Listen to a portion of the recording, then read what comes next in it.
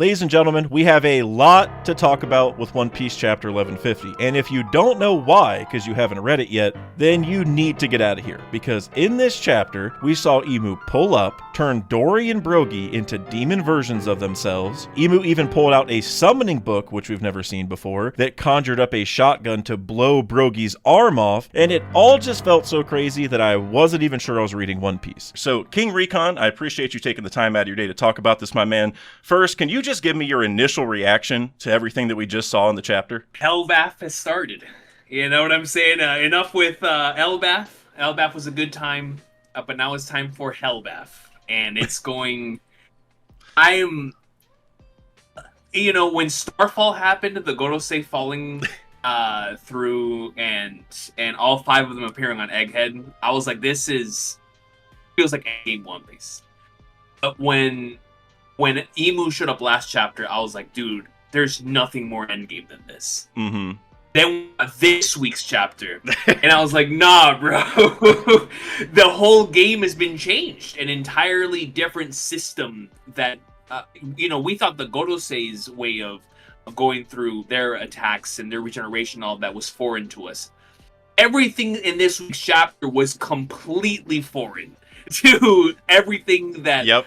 From an ability standpoint, from what we knew was potentially possible within the series, just completely changed the game. And who better to do that than the potential final boss in Emu?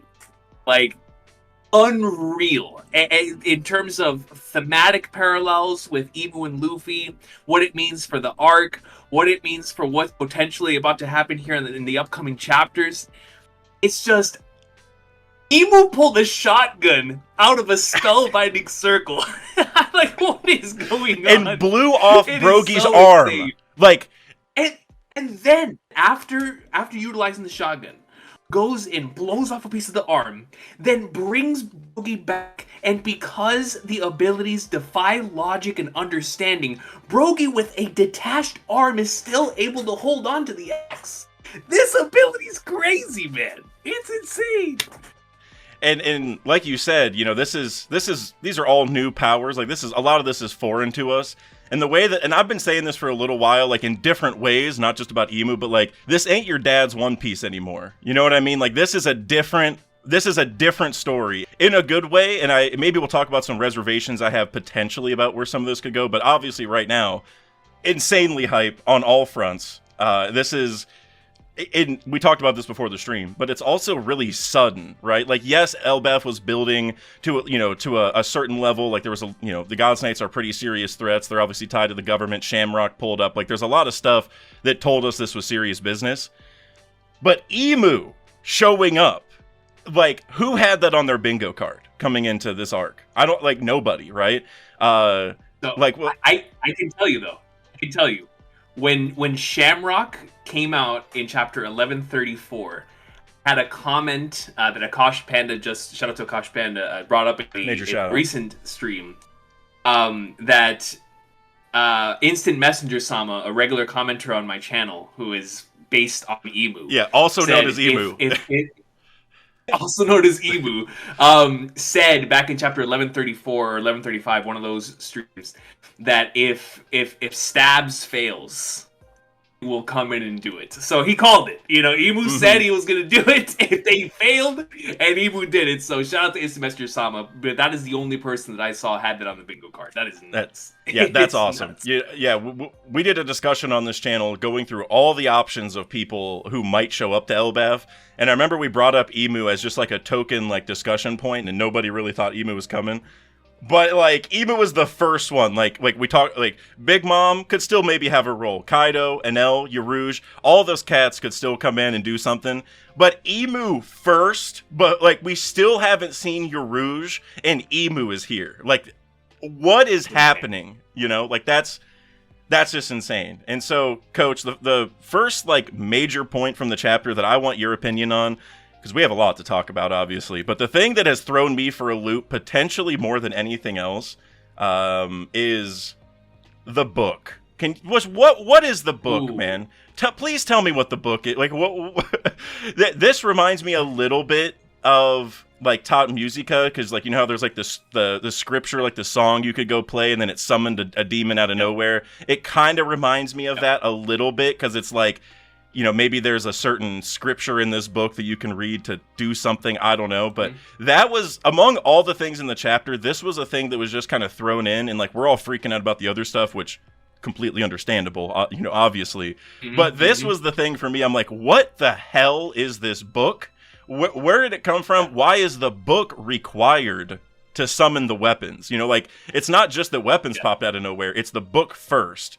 So what are your thoughts on this? And one other thing real quick is it also reminds me of Kuma holding the Bible. And I'm like, is this the opposite of the Bible, right? Is this like, you know, Emu's version of it? So what are your thoughts on this thing? So upon seeing it in action, especially with the way it appears to open up to a specific page in order to give access to a certain ability, it reminds me a lot of, for the Hunter x Hunter fans out there, of Crollo's Skill Hunter ability.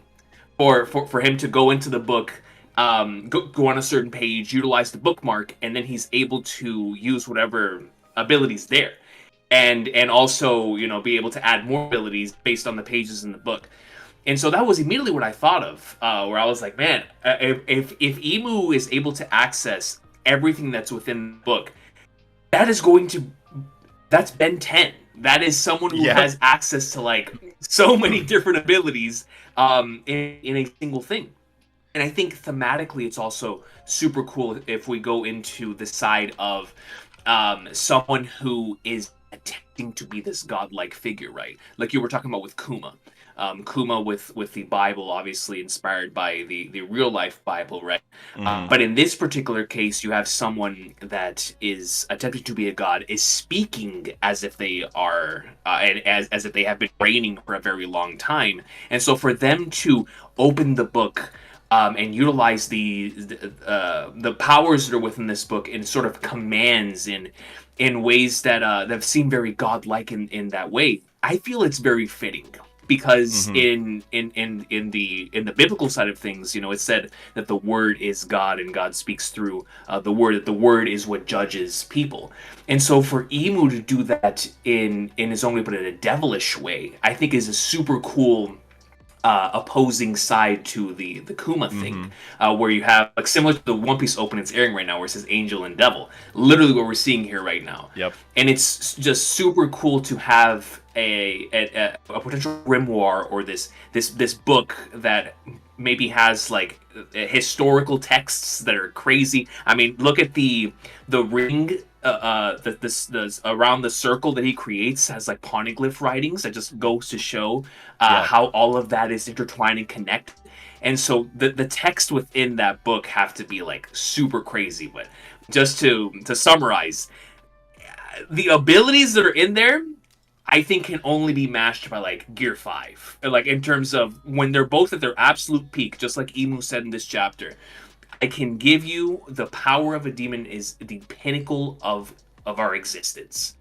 So we see how Luffy approached that with the pinnacle of what it means to be free, and then here is like the pinnacle of existence. And when those two combine, when they clash, it's going to be what has been the reoccurring thing throughout the three worlds of One Piece, right? Where continuously this fights against this, and they will continue to clash throughout time. And so that is what's been super, super exciting about the book and the idea of the book. The same way that within this very same arc, we've had Nika referred to as the Destroyer and the Savior through the Harley texts.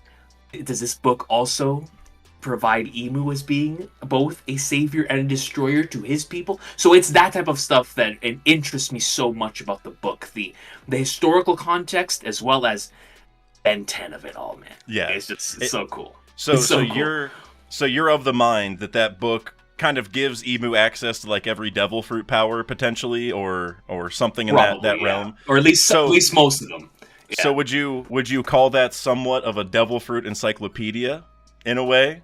Yes. But like a very real one, not just one that describes, but one that shows. I think I think that's a really good idea, and tying to the Blackbeard of it all, right? That's why I kind of like that. I never made the connection until you were just saying all that, but like Blackbeard, he found his fruit in the Devil Fruit Encyclopedia, and like he memorized it, right? He knows all of it. If he gets a hold of this book, he will be great at using it, right? Because he probably has already learned how a lot of them work, right? And that also takes me back to rocks in a certain way, because if you go back to the God Valley flashback, which is airing in the anime right now, so very appropriate timing, they had all the Devil Fruit prizes, and we know that they took a treasure from Hachinosu, which, given the context, I feel like it's probably the Devil Fruits or a Devil Fruit or something, because the Devil Fruits are so focused on, like, Big Mom was going right for one.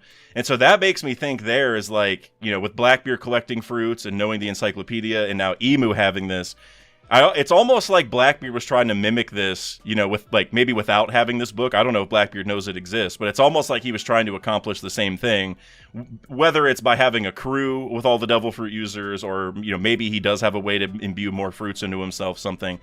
But the Blackbeard of it all makes that really interesting, because the power that Emu uses is basically Baby Five's. It's, it's a little bit different, because, like, it's not Emu transforming themselves into the weapon, which is what Baby Five does. Like, normally it's like her leg would turn into a shotgun or something, right? But it's very close to it, I would argue. And so I don't know. And maybe Emu has all the awakened versions, something like that. That would be even more crazy, because maybe that's what we're seeing. But no, I love that idea. And one other thing that you touched on was you talked about how a demon is truly the pinnacle of existence, and how that kind of compares to Gear 5 in certain ways.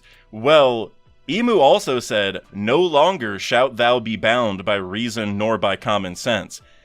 I think Gear 5 exemplifies that as well, right? Because you're just kind of out there wacky, 100%. You're not really thinking, you're just reacting, you're having fun. You can be in the middle of a deathly battle and you're laughing your ass off the whole time. So I really love that comparison too. So I am beyond excited to see where Oda takes this basically light versus dark thing that he's building, yes. Right? Where it's like a lot of things in One Piece, two sides of the same coin. They're very similar, but opposite takes on it, So, yeah, I love that take.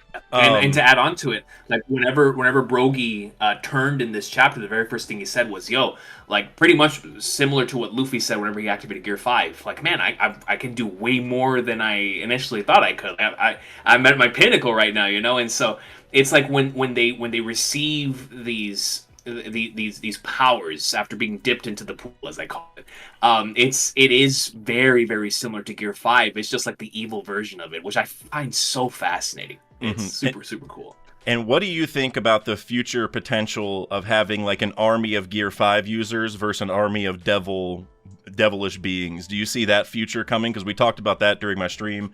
Shout out David Cott. I forget exactly what he said. I didn't save your comment. I apologize, David. David's a goat though, for sure. But he talked about this too, where like it's a little concerning in a way, where like because it seems telegraphed a little bit. We're going to get to that point, and I think people are a little iffy on everyone going into Gear 5. But you also got to think Sulong is a lot like Gear 5, so we already have that, right? So and also the energy steroids from Fishman Island also made you go all white with red eyes. So we've already seen multiple ways. Also Bonnie with her fruit. We've seen multiple ways that you can reach a Gear 5-esque state, or at least a state that would be, I would say, comparable for this light versus dark war that might happen eventually. But what are your thoughts? Do you see that kind of situation unfolding eventually? That would be insane. The only reason why I don't think it's going to happen is because there needs to be a differentiator between the two, right? Like Mihawk said that Luffy he has the most dangerous ability because he makes people naturally gravitate towards him, whereas Emu forcibly makes these individuals submit to him, and have to obey him. So I feel like in order to differentiate that, you would have to show that visually with an army of all of these demonic looking entities against just a whole bunch of regular individuals with Luffy leading them. I think it will be like the mural, where you have the Gear 5 in the front going in, the sword and the shield and all, with all of the other individuals just being them. But it's them who gravitated towards Luffy.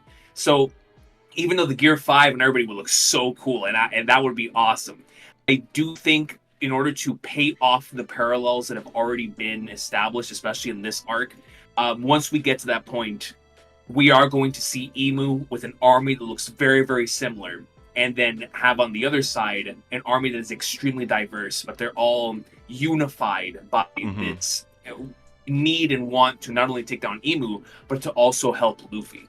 And I think that in order to establish that as like a really a different thing between those two, is to have one that has designs that are very similar and the others that are all completely different and diverse. I love that. As cool as the Gear 5 thing would be, I think Oda's probably not going to go down that route, but I could be wrong. Yeah, it would be cool. I agree with everything you just said, and like I could see a scenario where like maybe they find out a way to make other people go Gear 5th, but maybe they turn it down for some reason. Like I do think Oda might explore that potential, but I agree with you. It's better for the story, and it might even be a situation where like, based off the energy steroids and stuff, maybe they did try to do that in the past, like make everybody go into Gear 5th and like, oh yeah, hey, that we won't lose if everyone has this, but they did. And so maybe the lesson now is, no, everybody needs to be themselves. And if they're themselves, but in a way where they're following Luffy's vision, not trying to be him, but being themselves in light of what he's doing, then that is how you win. And I think that would be a much better message for the story. And like I said, I think Oda will at least like show us what Gear 5 Robin, Gear 5 Zoro would look like, maybe just for fun. I don't know if it'll happen in the canon or if he'll do it in an SBS, but I think we'll see that just for, for the fun of it all. But for the actual war, I agree with you. It'd be so much better if everyone's themselves, especially with the Pirate King element of it all. Because while we've been told that Pirate King is simply the title for whoever finds the One Piece, I think by the end it's going to be a thing where, not that every pirate strictly obeys Luffy like he's an actual king, but I do think they will follow him, understanding he's going to save the world, he's the chosen one. If we want to beat the world government and protect the future, we need to side with him. Like, I think the other pirates will understand that, and it's kind of like Impel Down, where like it's like a begrudging team up. It could be like that, but either way, I do think Luffy will be leading everybody in some way by the end. And it's not going to be the same if they're all Gear 5 versions and laughing. Like, they should, like, if Crocodile's going to be by Luffy's side at the end, let's have just Crocodile. If we're going to have Mihawk by Luffy's side by the end, be just Mihawk, etc. So I agree with you. I don't want that ending, although I'm sure Oda would have a lot of fun with it. But I agree with you. I think it's going to end up being that, they're all going to be themselves, just like the mural, just like you said. Next question I have for you, King Recon, which this is another big one that I don't know if you're going to be able to explain, but I want you to try, is the dipping, the dipping into the pool, the Domi Reversi. So I got a couple thoughts on this. I didn't get to save this super chat, but shout out my boy Tazmorn, who brought up the parallels potentially to Achilles, because he was dipped in that pool, but except for his ankle, and so maybe there's a similar thing here where they're almost getting coated in demon energy, whatever you want to call it, right? Because and I think it's also interesting how Emu dipped them halfway and then flipped them, right? It's not like it was just straight dip, and so I'm wondering if there's an important element there where maybe if Emu did dip them all the way, Emu would lose them. So it's like a halfway flip, and then you can still pull them out so you don't lose them, right? So I don't know, man. What are your thoughts in general on what's going on here with the Domi Reversi? So I'm so glad you brought this up, because this was actually the main central point of our discussion after the stream.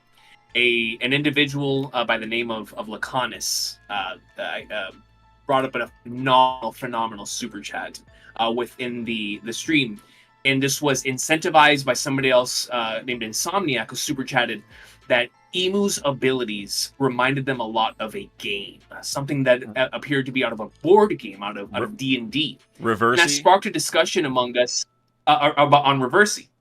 And so then Laconis brought up Reversi as a concept and as an idea. So when we looked at Reversi game rules, this is so incredibly fascinating. I also had a super chat about this, so I'm really glad you brought it up. I just pulled it up. So for me, it was D-Kutch. I know you had a couple goats. This is such a good point. I'm glad you brought it up. Yo, shout out D-Kutch. The only thing I was going to say in regards to the flipping was the reason why I believe Oda had to both show the panel that you showed with Saul being, or Saul, God bless his soul, with Broggy being dipped and then flipped, is that the fourth rule in Reversi is flipping discs, which is any opponent's discs between the newly placed disc and another of the player's discs are flipped to the player's color. So that's literally the way that we saw it. And what incentivizes this theory to be something that appears to be really, really plausible is what follows that when the other giants get flipped. They get flipped in the following panels in a way that looks like it's on a go board or on a line board, where they look like pieces in a line. And so it feels so intentional. Like if you can pull it up on stream here, right there, at the top, that one right there. It is so cool. So what we have is a potential situation where it may actually be that Emu has like a game-like ability, and this has already been a very game-like arc. The way that my comment section was bringing up, we had RPG being brought up in 1128, the Zelda references. Whenever Shamrock and them first appeared, now we're getting this in regards to Go. Even the Holy Knights, every time they do anything, back in the Odd Valley flashback and the Kuma stuff, and even now they refer to everything as a game. Shamrock referred to this entire situation as a game. So now when Emu shows up and starts doing stuff like this, it's like, man, so many game references. My comment section was really onto something there in regards to this potential idea with Reversi, and so. Those are my thoughts, although my thoughts obviously is reverberating from the community. Yeah. But I just find that to be so fascinating because if Emu does have a game-like ability, then that ability has even more genius behind it than even the Omnitrix potential ability of like having an encyclopedia. Because then we're adding a game-like element onto this that adds on to the danger of what's already having access to all the fruits. It's like you have access to the fruits, and you get to gamify them. It's like, oh, that's insane. And so that's what I'm thinking, especially with the visual way of how they get dipped into the thing and they come back literally flipped. Like, it just makes so much sense. Yeah, and I totally agree that that's, you know, with all the game stuff, that's Oda's definitely highlighting that, because you go back to Wano, we talked about Go a little bit. Remember CP0? All during Wano, they were playing Go. And pretty much every time they would be playing Go, they'd be talking about something hype like, "Oh, I'm really glad Momo's fruit was a failure," and like you know, it was always kind of ominous, but they'd always be playing Go the whole time, which is just like Reversi, where there's white and black pieces, and the point is to turn all the other pieces into your color, right? So if you're the white team, you're out there. Kind of like we see, you know, with the line of like 3 people getting flipped in between them. Like you're trying to, whatever the rules are for whatever game you're playing, like that's the whole point. And so Oda's definitely touching on that. And even chess has been focused on a little bit recently. So if you go back with the Gorosei in particular, whenever like Sabo went and attacked them, he used a chess-based attack called, I forget exactly, now I can't remember, but it's where what's that? It was something Rook. Rook check, I think. Well, it was Rook check. It was Rook check in TCB, but I think the official is supposed to be closer to. I can't remember what it's called, and this is because I haven't played chess in a few months. My elo stagnated, and so I stopped playing on chess.com as much. But it's whenever the king gets stuck. Smothered mate. That was the other way it was broken down. So I don't know what the super official is, but that was another translation, which smothered mate's when the king is cornered by all of his other pieces and he can't escape, which is way more appropriate, if you ask me, for that. But anyway, since that was with, you know, the first attack on Emu in the story, I feel like that's pretty important, right? But then also in Egghead, we had the chess color page right after the Gorosei popped up. And whenever Luffy threw a building into Jupiter's mouth, he looked like a rook because the top of the thing was like pointed, just like a rook, like the top of the rook castle is. Right. And so there's a lot of little chess references. So no matter what, Oda is definitely tying to like a game here.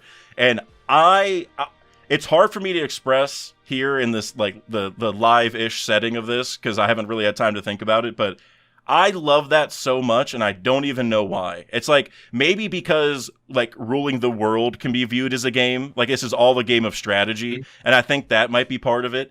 because Emu for 800 years has been playing a chess match with the world to balance power so that they keep the power, right?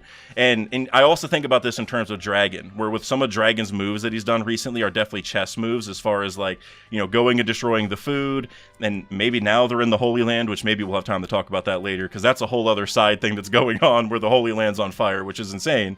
But I think that's it, is like Oda, taking that strategy game mindset to like this level where Emu literally has powers, where he's bringing a game into this world. It's hard for me to describe how much I love that. Like, that is just such a genius Oda thing.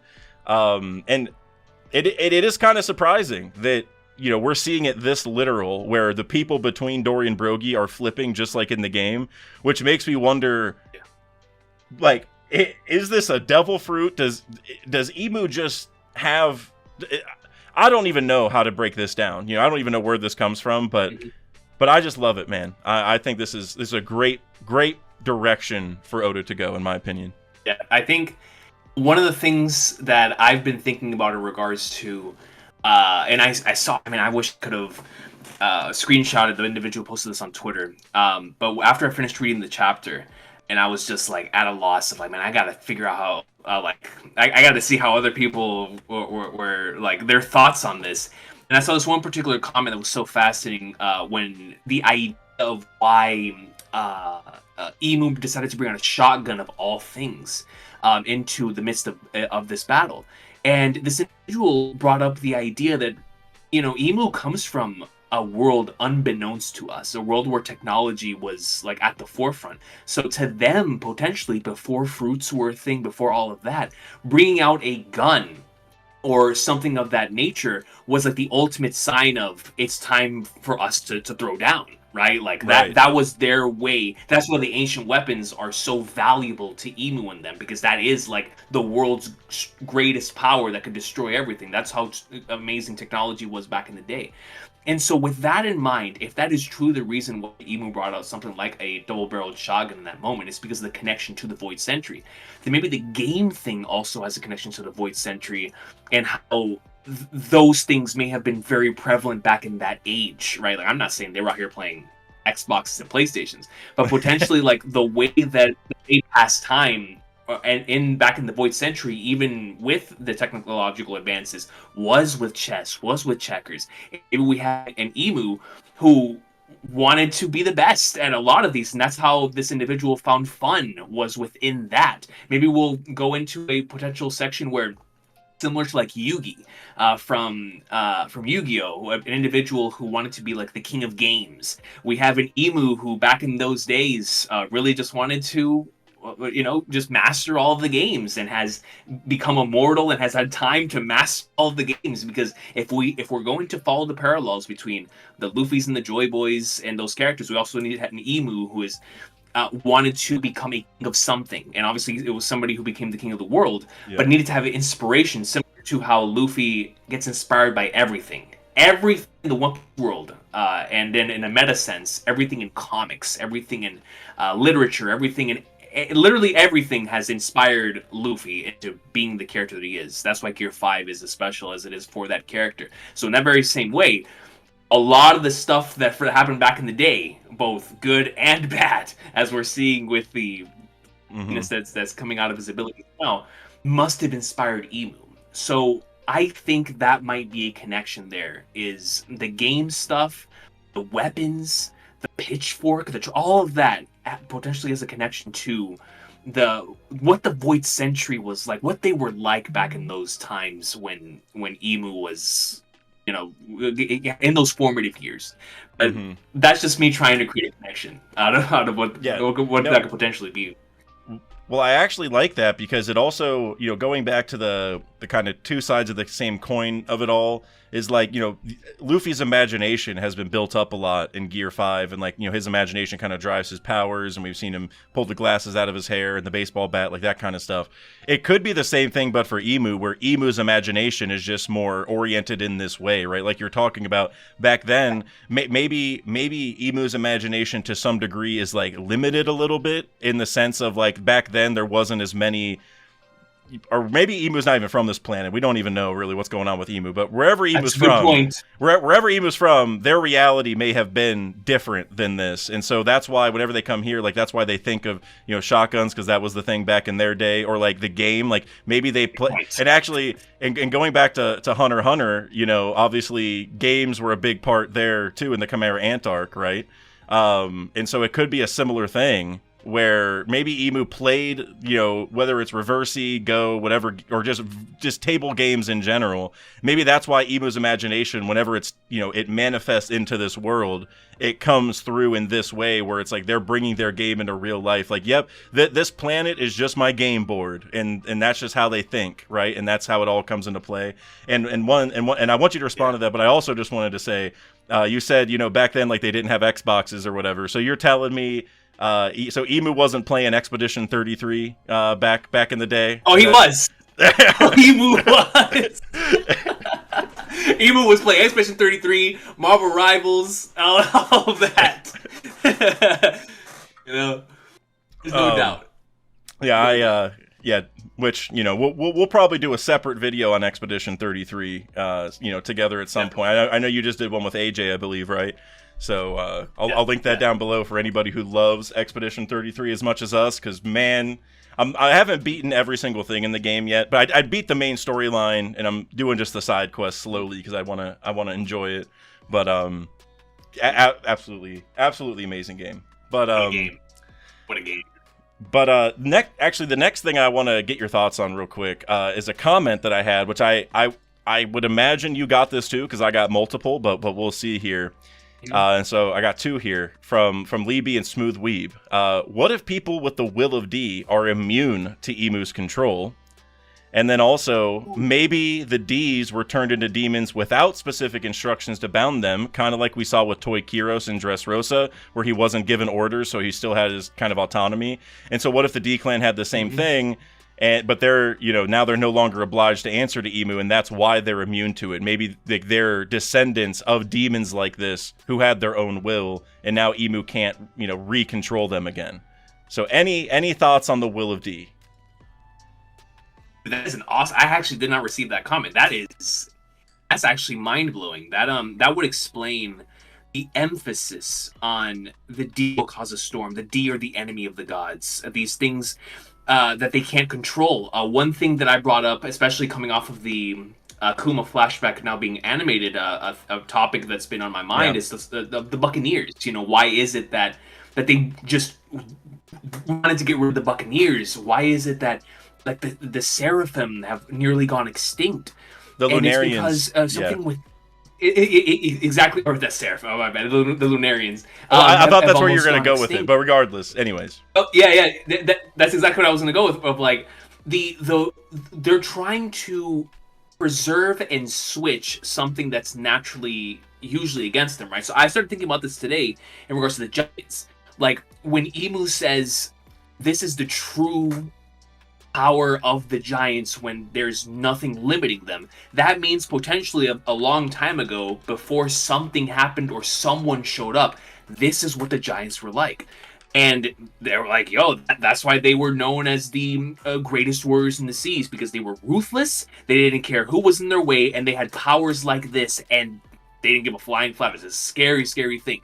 And maybe something changed along the way that actually switched that lineage factor and caused it to where they are today. And something similar may happen with the Buccaneers, and something similar may have happened with the Lunarians, but that is why they fear them, is because they know what they're capable of. Emu knows what all these individuals were capable of back in the day, and they for sure know that they're capable of that once again at this point in time. And I think the Will of D conversation is very interesting in regards to that, because if we're looking at it from the very same light as those individuals, then all of those descendants of all of the individuals who had like the progenitors of the Will of D from back in the day unquestionably have to have something from back then that would stop the control from happening. Now I'm even more curious now that you said that, because someone brought up to me in a comment earlier today, what about if Vivi shows up and Emu stops everything to say, I'm taking over that body next? Because that's what it appears to be. But now we know Vivi's a D. So what about if Emu is unable to take Vivi's body because she's a D? That would change the way that would, number one, confirm what you're talking about, but number two, it would change Emu's plans. It would completely shift the balance of quote unquote power right there. Not being able to take over the body that maybe Emu's always been able to take over the bodies that he wanted, right? Anybody that he potentially could have I love that. asked for, whatever, always wanted. But if he wasn't able to take Vivi, that would be the first sight of us being like, oh man, we might have him. There's something here. This is why they're referred to as the enemies of the gods, the one individuals that won't obey. And just looking at it from a biblical standpoint, the number one thing that God looks for in his servants is obedience, because those that obey will undoubtedly follow all the rest of the commandments. And so if we're following someone who wants to be like God, but is utilizing in a very different way, Emu would want the same thing, as we saw in this chapter. I command thee. I want nothing but obedience. That's why the flashback is so important, because it's not like you were talking on your stream. It's not the idea of what potentially happens in the flashback. It's the concept that Instant Messenger Summon does not want individuals to like remember their pasts. That's the important part. Like, exactly. He specifically wants to brainwash individuals to no longer remember who they once were, to lose their self of sense, their sense of self, right? Exactly. So that they are completely obedient to him. And so what would be the most dangerous thing to a person like that? Someone who doesn't obey. Someone who does what they want to do. And if their lineage has also something to do with that, where it locks it away, and Emu cannot grab hold of the will of D. And baby, we might be onto something. I like that idea a lot. I do. That's a great comment. I got a couple thoughts that while you were cooking, I was like, hey, I do not want to interrupt him, but I have to make sure I remember to say a few things. So I literally was typing notes, because I do think we're on to something. I did not even think of the Vivi of it all, and that really just sent my brain haywire. So you talked about how Vivi, maybe she's going to be the first D to kind of stop that. For one thing, that goes back to the Lily situation, where like we're wondering what happened with Lily, and everybody thinks maybe Emu controlled Lily. But what if it's the opposite, where Emu was able to control everyone but Lily, and that's why Lily was killed, or like why Lily didn't make it back home? Is Emu's like, this girl can't make it, because she ruins everything. And maybe the situation is like, maybe Lily joined and like pretended that she was obeying, you know what I mean? Maybe she acted like she was brainwashed like everyone else, but then did something, the blunder, and that's where Emu's like, oh, okay, I hate you. Like, you have all, like, you really tricked me, that's the only way it would have worked. Like, there's a cool plot line there. But going back to Vivi, what if it's not only that she's a D member, but what if she also has to know that she's a D member? Because remember how Cobra told Sabo, like, hey, you have to tell her that we share the moniker D. What if that actually has to happen first? And then and I don't know how that would work. Like, I don't know if that's a will thing. Like, she doesn't know she has this will, but if she did, then she can use it. Like, I don't know how Oda would answer that. But the fact that Oda set up this plot line where Sabo is supposed to mention to her that she has the will of D in her, that, to me, it would be so beautiful if that whole story was about, like, protecting her. Like, not just to be like, hey, you're on Luffy's side, because they already are. Like, it's not like her knowing that she has the D in her name is going to change her allegiance. Like, she's not going to change her actions in a meaningful way because of that. But would that give her some defense against Emu? That's that Michelin star cooking that Oda does that you don't know till the meal gets served. You know what I mean? But I would love that. And the other thing you said that I love this so much. I can't believe I didn't notice it before, but the point of Emu turning all the races that they don't like into their allies, like with like Lunarians, go hunt them all, but then go make these Seraphim that have authority chips so we can still have Lunarians at our disposal. Buccaneers, yeah, we don't like those either, but go ahead and clone this one and make a bunch of robots that listen to us, because we do want to have Buccaneers at our disposal, just not ones that don't listen. And here, the Giants. They've been trying to gigantify people forever. They've been working around this. Like, they know they want the Giants on their side. Even at the end of the chapter, Emu's like, this nation shall not be laid to waste. It is to be ruled. Let us bear witness to how they serve in the crucible of war, which tells us that Emu wants the Giants to work on their side. They could have deleted ELBAF already, probably, if they really, really wanted to. I mean, with what we've seen from Emu, nothing's off limits, but they want the Giants. That's why they've been gigantifying people. It's probably in their mind like, okay, if we can gigantify people that we can control, then we can get rid of the Giants because we have a way around it. If we can't figure that out, then we just have to go make them work for us because we need the Giants on our side. And there was also that line from a couple chapters ago. I don't know if I'm going to be able to find it, but that line where it was whenever Gunko was saying, like, this is the opening salvo of the final war, and there was a line like, yes, whatever side the Giants join will decide the fate of this war or something like 100%. That. And you also saw that panel, which I've mentioned this so many times because this is another Michelin star Oda thing, where right when that bubble popped up that said, like, whichever side they pick will determine the fate of the world or whatever, you see Loki and Luffy stuffed, burping, yes, next to each other. It's like that it's like showing that they are going to be connected. Like, oh, those two are similar. Those two are on the same page, even if they don't know it yet. Like, the Giants are going to join their side, and it's so awesome that it's wrapped around a funny moment like that. It's like, because Emu might have some funny gags eventually. You know, like, remember Katakuri was real hardcore, and then we saw him eating donuts. Like, maybe there'll be a funny thing to make Emu, more of a jokester later. But in that context, it was so cool to have the juxtaposition of, like, these two joking guys and Loki and Luffy who are going to decide the fate of the world together, sort of, and then everyone else. So I just love that idea that they're making all those races work for them. Because conversely, what does Luffy do? He does the exact opposite, right? You mentioned it earlier, Mihawk's line from Marineford. He has the most dangerous ability in the seas. He can get people to join his side. But he doesn't force them. They see the light in what he's doing and opt in, right? And then at that point, you have that person's will truly behind you, which I think is maybe what we're going towards, where, like, you need people's true will to be following you, because that's going to be more powerful than even these demonic versions that are way larger. Like, this is really daunting, but I think that where this is going is like, no, like, this ain't the way, right? This isn't going to get you what you want. You got to be like Luffy. So yeah, I that was a long-winded way of saying I love what you're cooking there, King Recon. I'm all about that. I'm all about it. So next thing I want to talk to you about. So we talked about this a little bit already, you and I. But we got to talk about it in full here. So that Impel Down comment. My boy Always Sunny in Ennis Lobby. He shout out to him. Great YouTube channel. If anybody hasn't subscribed to him, definitely go check him out. But he came through, dropped a super chat. Maybe you guys have heard about this by now. Maybe not. But he said, check out chapter 536, page 5. Or I think this might be page 4. It doesn't matter what page it is. This is the right chapter. And in Impel Down, there was this comment from one of the guards about how from time to time people have simply disappeared from Impel Down. They clearly didn't escape. Prisoners who never even made a move would vanish without a trace, as if they were taken by demons. And so to me, whenever we say that prisoners are locked in level 6 to be forgotten to history, is that because they want them to be forgotten so then Emu can control them?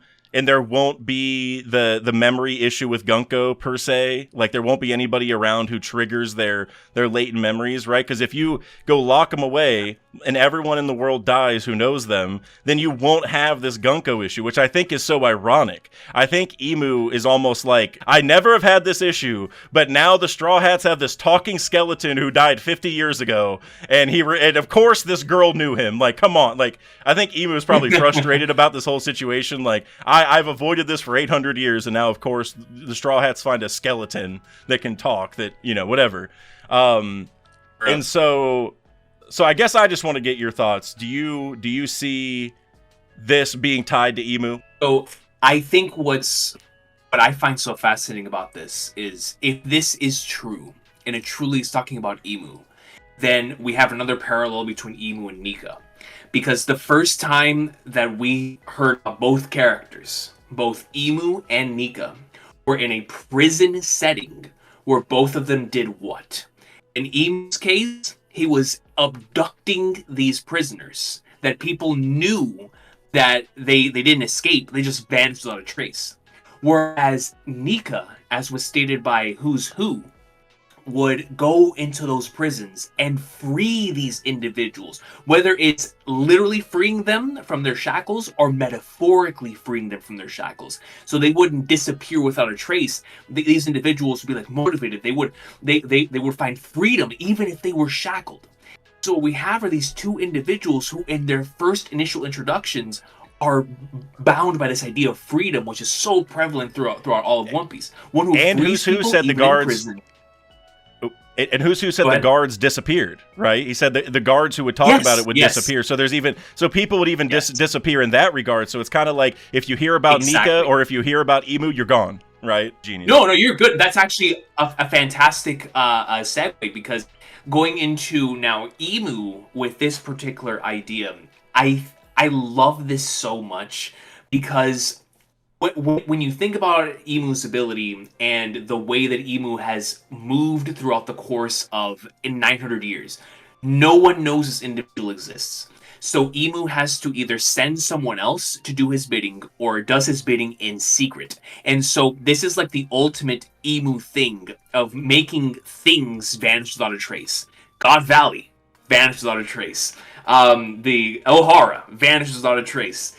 Individuals like rocks who have been to taboo subjects vanish without a trace. Leloucia. So prisoners that Leloucia vanishes without a trace. So these prisoners vanishing without a trace within a place like Impel Down adds on to the very same legend, something like this that Nika would for what we were talking about with Who's Who, but in a smaller scale. And I think that's what stood out to me so much about this panel, and I 100%, especially after looking at the panel in color, it looks so much like the big demon thing in the mural, that it has to be a representation of Emu. You know, it just has to be. Yeah, I love what you were saying there. I didn't even think about the disappearance. Well, I guess my next thought about that is, do you think those people that are getting taken are they like, is Emu storing them up so like there's a secret army of demon-like guys ready to go? You know what I mean? That are just like hidden in the abyss somewhere, like that Emu's just been stocking up for a massive army. So like, will we eventually see like thousands of pirates from the last 800 years that have been demonified? You know, because also by context of it being the lower levels of Impel Down, those are the strong pirates, right? Now, like there's you know, you could also reason, oh well, it's not just strength. There's, you know, if you're doing taboo stuff, so maybe there's, you know, a little bit of difference there. But regardless, you're getting some of the strongest people from every era if you do that. And so, do you think that's the idea? Like Emu is storing these people up for a giant demon army, or is it that like like, if you want to turn Brogy or Dory into these demons, do you maybe need, like, lifespan from those people that you took from Impel Down? Does that make sense? Like, because I could see both. I really like the idea of getting essentially zombies from all the eras. I think that I might prefer that just because I want to see some old pirates, man. I'm a sucker for that stuff. But I also think, because Emu also talked about like that, like something about lifespan, which reminded me a lot of Big Mom. What did they say? Thou shalt cast aside thy lifespan for a body unyielding to death. Yes. And you think about Mother Carmel and Big Mom, how closely they are tied to ELBAF, right? So I could see the other way where maybe Emu has to stock up lifespan from other lives that they take, which might be the Impel Down people. I think we saw with Big Mom, and I know we saw this for sure with Moria, where like the stronger the shadow is, or the soul for Big Mom, the stronger the homie will be on the other end. Because like Big Mom's soul was more powerful than the average person's soul, for example. And so maybe it's a thing where Emu was stocking up all those souls from Impel Down who were the strongest people so that they would be strong enough to take over a giant or whoever they want. Because like if you try to go use, I mean, no disrespect, but like if you go take like Whoop Slap, for example, I mean, I love the guy, but like I don't know if his will is strong enough to take over Dory or Brogy, you know what I mean? But if you go like the you know, maybe maybe like Nolan's, this isn't a great example, maybe like the Rocks of Nolan's era, maybe Nolan fought with like a really strong pirate who was on his level. Now if you go get that guy, maybe he could control Dory or Brogy, right? Because he might be like Luffy controlling oars or whatever, right? So anyway, I feel like I've talked enough. What are your thoughts on that? Or which version do you prefer? I love that. So I think you were cooking there, like 110% on. So I want to bring up two things in regards to what you were talking about. Number one, the Big Mom connection, because Big Mom, when she's in her full, or like in her state where like the soul fruit's going nuts, the eyes are very similar to what we saw Brogy's in this chapter. So I Good feel like point. there's definitely a connection there with those two abilities, and we That's might such a actually be good able to point. find out a lot about like if you search up like Big Mom back when like she was in Wano just going nuts with the ability, like it's very similar to what we saw with Brogy's. I'm So gonna pull it up right now. if I know yeah, please do. right here, so you can. Please do. Look at that. I'm That's blocking us. Brogy, But bro. Look at that. you know what? I'll go over to the other one because it'll be more obvious. That is such a Yeah. good call out, dude. Here, I gotta hide this. That is such a good call out, Coach. That's crazy. Let me Look. scroll down here. So I know. Crazy. Oh wait, it's right. I gotta hide this. It's right. It actually did it a couple times. Oh my god. Okay. So you can see it right in that top part. Like, see him Right right there. here. You Right can see there. it. See the eyes? They're the Guys. exact same. Yeah. That's wild, dude. Man. Wow. So, like, if good that's- call out. If bro, it's so if we look at it from that standpoint, then the way that Big Mom is able to burst her pieces of souls into inanimate objects. If the book, because once again, if we're looking at an emu who wants to be a godlike individual, within biblical nature, you have the Book of Life, which is those individuals who are saved at the end in the end times are going to have their names written in the Book of Life. So let's just say Emu wanting to be godlike, with individuals that are dying, disappearing throughout time, these individuals get stored within that book. And when it's time for their time to be served for whatever purpose, like we see in this chapter, they get that called from that grimoire and put into something like this. And that's why I loved what you were talking about so much, because it would take someone of a rock's caliber like will to really control these strong warriors of ELBAF. But if Emu's been stocking these up for 1,000 years, you're gonna find a couple. And there's like, oh yeah, this individual is gonna work here, this person's gonna work here. And so I like that idea a lot. And listen, man, Thriller Bark, in the grand scheme of things, looking like a really good embodiment of the things that to come at this point. Oh, dude, there are so many parallels with Thriller Bark and ELBAF right now. It's actually insane. And you even think about, like, you know, Ors and Moria, which Moria might be like an Oni something. You know, he has horns. I don't know what he is, but he's something. And now we're seeing, you know, like Dorian Brogy just turned into like ancient giant-esque guys. So like there's a lot of stuff here. But one thing, and I thought this is where you were going with it, and maybe you did say it and I missed it, but you talked about, you know, this grimoire that Emu has. You remember Big Mom had the Book of Races? Remember that? The book, like, well, it was Mont d'Or's power or whatever. But I'm thinking about that, where it's kind of the same thing, where it's like, does Emu have a book of, instead of just different races, it's like different wills or whatever. It's like, oh, this one, you know, let me apply, you know, this one here, or like even with like the shotgun that's popping up. And maybe it's even a thing where, I don't know if it's like the past user of that fruit or somebody who had that imagination to have a fruit like that. Like, I don't know how that would work, but it could even be like, oh, maybe I can use this person's will or lifespan or whatever to make these shotguns pop up, because that's what they would have done. Like, man, there's so many potential things that could come out of this. Like, that's crazy. What was I had one other question tying to that I wanted to ask you about. I got a lot of questions here. Not that one. I got anybody looking at those questions can see that we got some crazy stuff coming. I can't remember what I was going to say that connects to that, but I did want to make sure I asked you about this. Actually, oh, you know what? No. We're going to start here instead. I want to. This isn't necessarily related, but I just want to make sure we talk about this because I don't have a comment about it. At the very end of the chapter. Oh, I gotta hide Big Mom. Bigger Mom is still up there.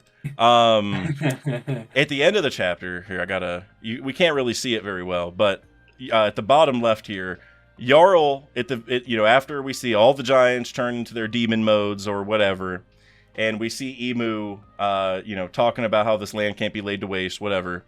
We got Jarl over here who finished with a bar, in my opinion, a big time bar, which was warriors do not know the meaning of the word run. And the reason that I want to ask you about this is Usopp. Because with everything going on right now, where we have these nightmares, which are, the children's nightmares essentially, so maybe they need to overcome their fears in a certain way, which I think is an Usopp thing. Or whether it's these giants right here who maybe need to remember who they are. Like, I could see Usopp standing up and being like, hey, you're the warriors of ELBAF. What are you doing? You don't hurt ELBAF. You don't, do X, Y, or Z. You don't give in to the enemy. Like, I could see a moment where he's like, he gets through to them. But I love that Yarl mentioned this because, as we see with Usopp, he runs away all the time, right? That's kind of his thing. And now at the last moment, he'll turn around and come back and he'll, fight. But that's kind of been his thing, is he runs until he can't. Until there's like that final moment where running would be a death sentence for everybody. And then he changes his mind. And so I just want to get your Usopp expectations for all of this. Do you see Usopp being a central part in saving them or defeating them? Or if not, how does Usopp become relevant amongst, everything that we're seeing? Because he's been an afterthought so far, I'll be honest. So I'm so glad you're asking about this. Similar to the Big Mom things, once again, a lot of the stuff that we're bringing up here was stuff that we discussed in that stream or either afterwards on scrolling through. So it's going back to the Usopp thing. In a comment, I saw someone bringing up the Usopp, David, and Goliath thing that we have yet to see, especially in the context of what we're seeing right now. So I think what would be really beautiful, because one of my favorite moments in ELBAF so far is what happened a few chapters ago, when Rania, in the midst of being in front of a holy knight, did the most warrior-esque thing without being physically strong, without being an individual who could do stuff like Dorian Broggy or do stuff like Loki, but with the heart of a warrior. Went out and said, I don't want to see my friends die. I don't want to see the things that I love, the history that we preserve for so long. I don't want to see all that go away. All of that is so important to me. I'd rather sacrifice myself than have any of that go away. A true warrior's mentality. And I think that was a perfect representation of what we're about to get with Usopp. Where here soon, throughout the course of the entire narrative up until this point, there are two things that have been consistent with both Luffy and Usopp. For Luffy, if you talk about Shanks, you're going to receive a whooping. Like, it doesn't matter who you are, right? Like, it doesn't matter if you're Loki. Whether you're talking... Right, especially if you're Loki. So if you're talking about Shanks or one of his Straw Hats, like, someone's going to get smacked. Especially in the context of, like, someone else talking about it that's, like, not doing it, like, in a joking manner. And then with Usopp, it's been the Giants. That's been a very touchy subject. He holds an extremely high regard. True. So when we look at this scenario where they are clearly being controlled, and Usopp sees them being controlled, he's going to, of course, be terrified out of his mind. How could he not be? But I think in that moment, he is going to directly challenge not only just Emu, but the idea that these warriors are going to be forced to face off against their own people whom they know they love so much, because these are individuals that he looks up to so much. So he's going to find it within himself to want to be the one that breaks them out of it. So he's going to deliver the speech of a lifetime to Dory, Broggy, all the individuals that are there. And I ultimately think the big David and Goliath moment is going to be him potentially utilizing that slingshot to metaphorically break them out of the wavelength chain that has them bonded to Emu right now. Because I think what we're going to see is Goonko break out of it at some point because of the Brook connection. Yes. Then Usopp is going to potentially break Dory and Broggy out because of their long history together. But they're going to before the situation at hand, they're going to see a warrior within Usopp blossom in that moment. And so even though he may be getting bashed and battered, whatever, he's going to stay and like getting back up. And I'm getting goosebumps just thinking about it. Of like an Usopp who is getting pwned by the Giants, but he keeps trying and going back like, no, like I love y'all too much. This is the ELBAF that I look up to with all my heart and soul. I'm not gonna allow y'all to do this. And so fires that metaphorical David and Goliath shot, which I think still is going to end up being a literal thing down the line, but metaphorical shot that breaks them free from the chains of Emu. And how beautiful would that be for Usopp to be the one that brings ELBAF back into the balance that it needs to be in? I think that would serve such an integral and crucial thing that he's going to be the MVP of the arc, because that's going to change. He's going to be the one that wins Luffy and then the game of reversing, because that's going to be what flips them over to the other side. And so, continue. I have so many notes. I want you to continue everything, because then I'm going to unload all these different thoughts. So just to finish off, I know Usopp is going to get that moment. I just know it's been built up for the entire series. We talked about this a little earlier in regards to characters having their own arcs, right? Like Sanji is an exception because Whole Cake was an arc directly centered around his character. But that Zoro was supposed to be Wano's arc, Frankie was supposed to be Egghead was supposed to be Frankie's arc, and all this stuff, right? And they did have Zoro especially had phenomenal moments in Wano, but that was an arc centered around more than just it being a Zoro arc. Egghead was the first arc for the final saga, so there had to be more than just the Frankie stuff. In this particular case with Usopp, this goes way beyond than just the Straw Hats. This is a generational conflict between Emu and the three worlds that have been here throughout the course of all of this.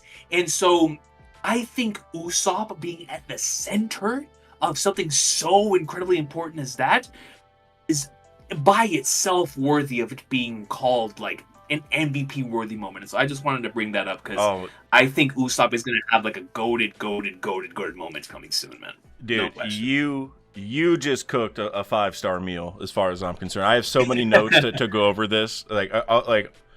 I so believe in pretty much everything you just said. So I'm just going to start by saying, yeah, you talked about Ronya a little bit, and I just got to say she deserves all the flowers for a lot of reasons. But I didn't even think about it in the context of what you said, where she did the most warrior-like thing by protecting the school and the library, right? Like, because we've been sort of led to believe that at this point in the arc, it's kind of like if you like school and the library, you like learning, then you're not very warrior-like. If you skip school and you go fight, then you're warrior-like. But like you just said, that is not true, right? That might be what Oda's painting, but that is not true. Being a warrior is more than swinging a sword. It's more than punching people, right? It's a mindset. It's like a belief system. You're standing for the right things, even in the face of great terror.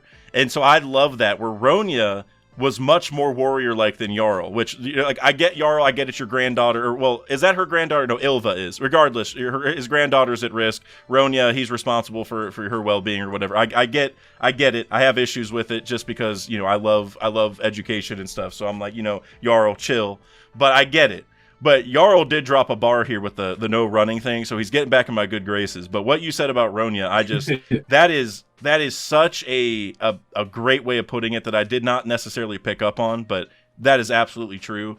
But now let's get into Usopp. Now that I got the Ronya stuff, now I got tons of Usopp stuff to add to what you were saying. First off, you talked about how Usopp's going to have the speech of a lifetime, maybe be getting beat up and keep telling him, like, no, you guys are the Giants. Like, I'm not going to hurt you. Like, I know this is not who you really are, whatever.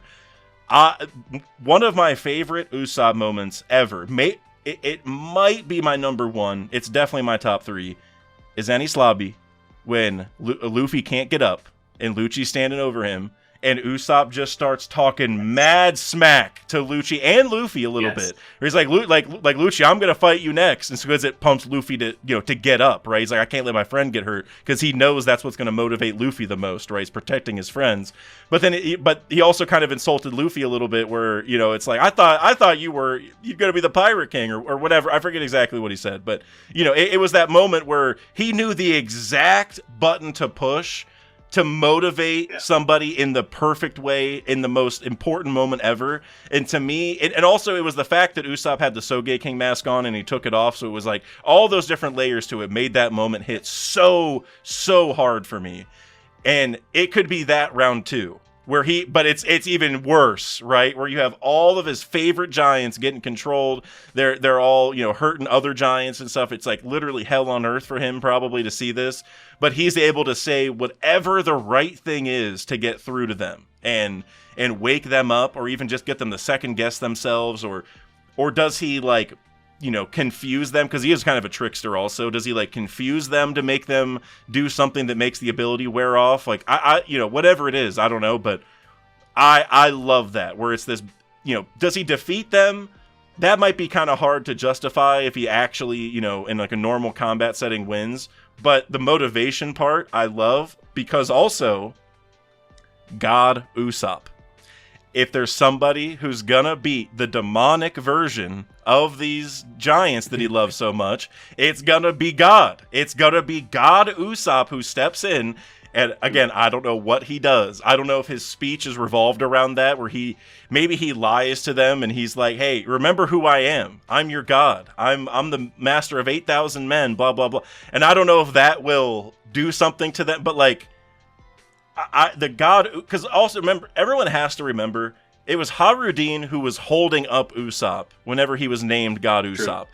That symbolism matters, in my opinion, massively. So I love that. And then the next thing is, remember Miss Golden Week in Little Garden, which is where we met Dorian Brogy, so that's really important. But remember, Miss Golden Week was able to hypnotize basically Luffy, so he couldn't stop the candle tower thingy from turning people into wax. But obviously that was also hurting Dory or Brogy in that situation, because he was getting, he was covered or whatever, and people needed to help him, whatever. Ending point is that Usopp was the one to figure out how to beat those powers, right? He was the one who figured out, oh, Luffy has a mark written on him, or maybe he's standing on it, or whatever it is. He's touching a mark that enables him to get hypnotized like this. And while that is obviously a far cry from what we're seeing, I do think the hypnotism angle kind of parallels pretty well. Because, it has to take something massive for Luffy's will to get subdued, right? For Luffy to want to do something and somebody can stop him, to the point where he's sipping tea while his friends are about to die right in front of him. That level of hypnosis has to be, a higher level than we probably give it credit for. And so I wonder if maybe there is a way to wipe something, I don't know if they have the mark of the abyss on them, perhaps. Maybe whenever they got dipped into that thing, maybe the mark got put on their back, and so, Usopp's going to notice that and shoot it off of them or something. And then the last thing I want to say is, you talked about, I can't remember exactly what you were saying, but something about the game, the game that they're playing and how Usopp can tie into that. What if the way that this all goes is that everybody gets turned into their demon form, including the Straw Hats? We see Demon Nika, we see True Demon Robin, we see all those, and Usopp is the last white piece on the board, and he somehow wins the game, right? That, going back to, is this Usopp's arc, how we build this up to make it feel good for him, fulfilling for us as readers who love Usopp, at least a lot of us. How are we going to do that? If he is the last one left on the good guys, and Emu is there, and there's demonic giants, and Luffy is even on the bad side, so maybe we have to get Usopp versus Luffy round 2, which would be kind of cool. There's a lot of things that could happen there, and then for him to somehow figure out how to flip all the pieces back and come back. It'd be so peak. I love it so much, I just want it to happen. Yeah. You were cooking, man. That's all I gotta say. No, I appreciate you. I love what you said. I'm glad. I'm thinking I might have to do an update Usopp video at this point. Because, I've already done a couple on him, but, I don't know, man. Usopp has definitely been an afterthought, but based off what you just said, I'm Oda's got something brewing now, for Usopp. No question. I'm such a fan of that. All right, last few comments because I got some stuff from the Discord here that I want to run by you for the chapter. So from my boy Vex here. Vex is also known as the Lurking Legend. Vex. Yeah, the you know how Oda said the Lurking Legend was going to be in Wano or whatever. Well, that was Vex. He was actually talking about Vex getting involved in the community because he's been the Lurking Legend. But he said any potential parallel to the Ice Oni situation in Act 3 of Wano, which whenever he said this, immediately all my alarm bells went off because I got exactly where he's going for this. But maybe Chopper can't make a makeshift cure to the demon transformation because remember, he's the one going after Scopper to figure out what the secret is. But maybe there's a way to slow or reverse it like the fire that saved Old Man Hyogoro. So I love this. Because it is very reminiscent of the Ice Oni situation, right? Because everyone was getting turned into Ice Onis where they even lost control of their body. They just became like a wild version of themselves, sort of. And with Chopper being the one to go get the regeneration stuff from Scopper, like figure out what the secret is, I do think there's a lot of merit to this. So I guess I'm curious on just your response to this and kind of what do you see as the fix or how you might be able to turn them back? Dude, that is so interesting. Shout out to Vex. I didn't even think about the Ice Onis, but just like you immediately reminded me of a very similar situation that's happening there, right? Like Tama had to, or Tama utilizing what only Tama could do in that moment was able to bring many people back into our side in that very same way. We've been wondering why Chopper. Why Chopper going with Gabon? Obviously, when the chapter dropped, when 1149 dropped, was so just in awe of like, what? Chopper going on a recon mission to go gather information? But I feel like X just finished the missing piece of that, which is, yes, what about if finding out how Gabon is able to stop the regeneration leads into the origin or the link that will allow us to be able to reverse it, right? So we already just produced an ability in this chapter that causes the initial transformation to happen to begin with, which is the reverse idea. So if Reversi moves in one direction, it would also have to move in the other, which may be how the flip happens both on the game board as well as how Chopper's going to figure it out. So whatever it is that causes this thing to take place and also the regeneration to happen, maybe doing it in the other direction, like an opposite frequency, is what's going to allow it to stop and neutralize it. So maybe that is what Chopper discovers, and it's both something that works for this transformation as well as for whatever power-ups are going to happen because of this knowledge. And if that's the case, Chopper is about to find out something that is extremely game-changing. And who better than our doctor? That's a really cool idea. Yeah, I was a huge fan of that as soon as I saw it. And one other point to add on to this Chopper, kind of like with the Ice Oni thing, is remember, Chopper also is like the first person to figure out how to let someone access Sulong without the moon. Right, because he gave the drugs and he gave the drugs to Beppo, and you got to think Sulong is the kind of the opposite of what we're seeing here. I would argue because Sulong, remember, whenever you go into Sulong, you can't really control yourself. Like you have to learn to master it, which makes me very curious if you can master this demon mode, situation. I think that'd be pretty cool if Dory and Brogy do get through it. Like, do they just have baked in transformations now? Like that'd be kind of cool. But because Chopper also, figured out how to make people go to Sulong without the moon, I'm like, that's another thing here where it's like, okay, Chopper might be the perfect person to figure this out. But I also want to run this thought by you because you brought up the Chopper situation last chapter, like why Chopper, which him being the doctor makes sense. But also it's kind of funny because stopping the regen is like the opposite of doctoring. It's like stopping healing from happening, which is like, it's still fitting for him to wonder, but it's funny that it's just Oda's doing it that way. But I actually did a video on this channel last week talking about what the secret is, because I think the fact that Chopper is going for it is a giveaway of what the secret is. And I think the answer is biofeedback or life return or Qigong. They're all kind of like the same thing. Because remember when Chopper was fighting Kumadori and he had, life return, and he's like, oh, this reminds me of biofeedback. I read that in a book before. Well, I have said, like, for a long time, even before we saw Regeneration, that I think biofeedback is Kureha's secret to living a really long time. Because remember, she's like, I got this secret, who wants to know? And nobody wants to know. And so I'm like, okay, so Oda is hiding that from us. It's also telling me that that's a secret that she doesn't care to share. Oda just doesn't want us to know. Because if it was like a super deep, dark secret, then she wouldn't be saying that. And so the fact Chopper's like, oh, I read about this before. It's like, okay, that... Maybe he read about it from a book with Kureha, because also Enies Lobby was like a couple weeks since Drum Island. Like, I doubt Chopper read that many books in between, so I feel like that book's from Drum Island probably. And so that would tell me, like, hey, so you probably heard about biofeedback from Kureha or like her studies.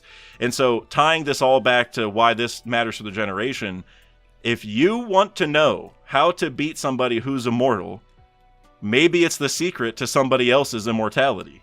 Right? Because Kureha is kind of immortal. Like, not truly, but as close as you're going to get without having these powers, right?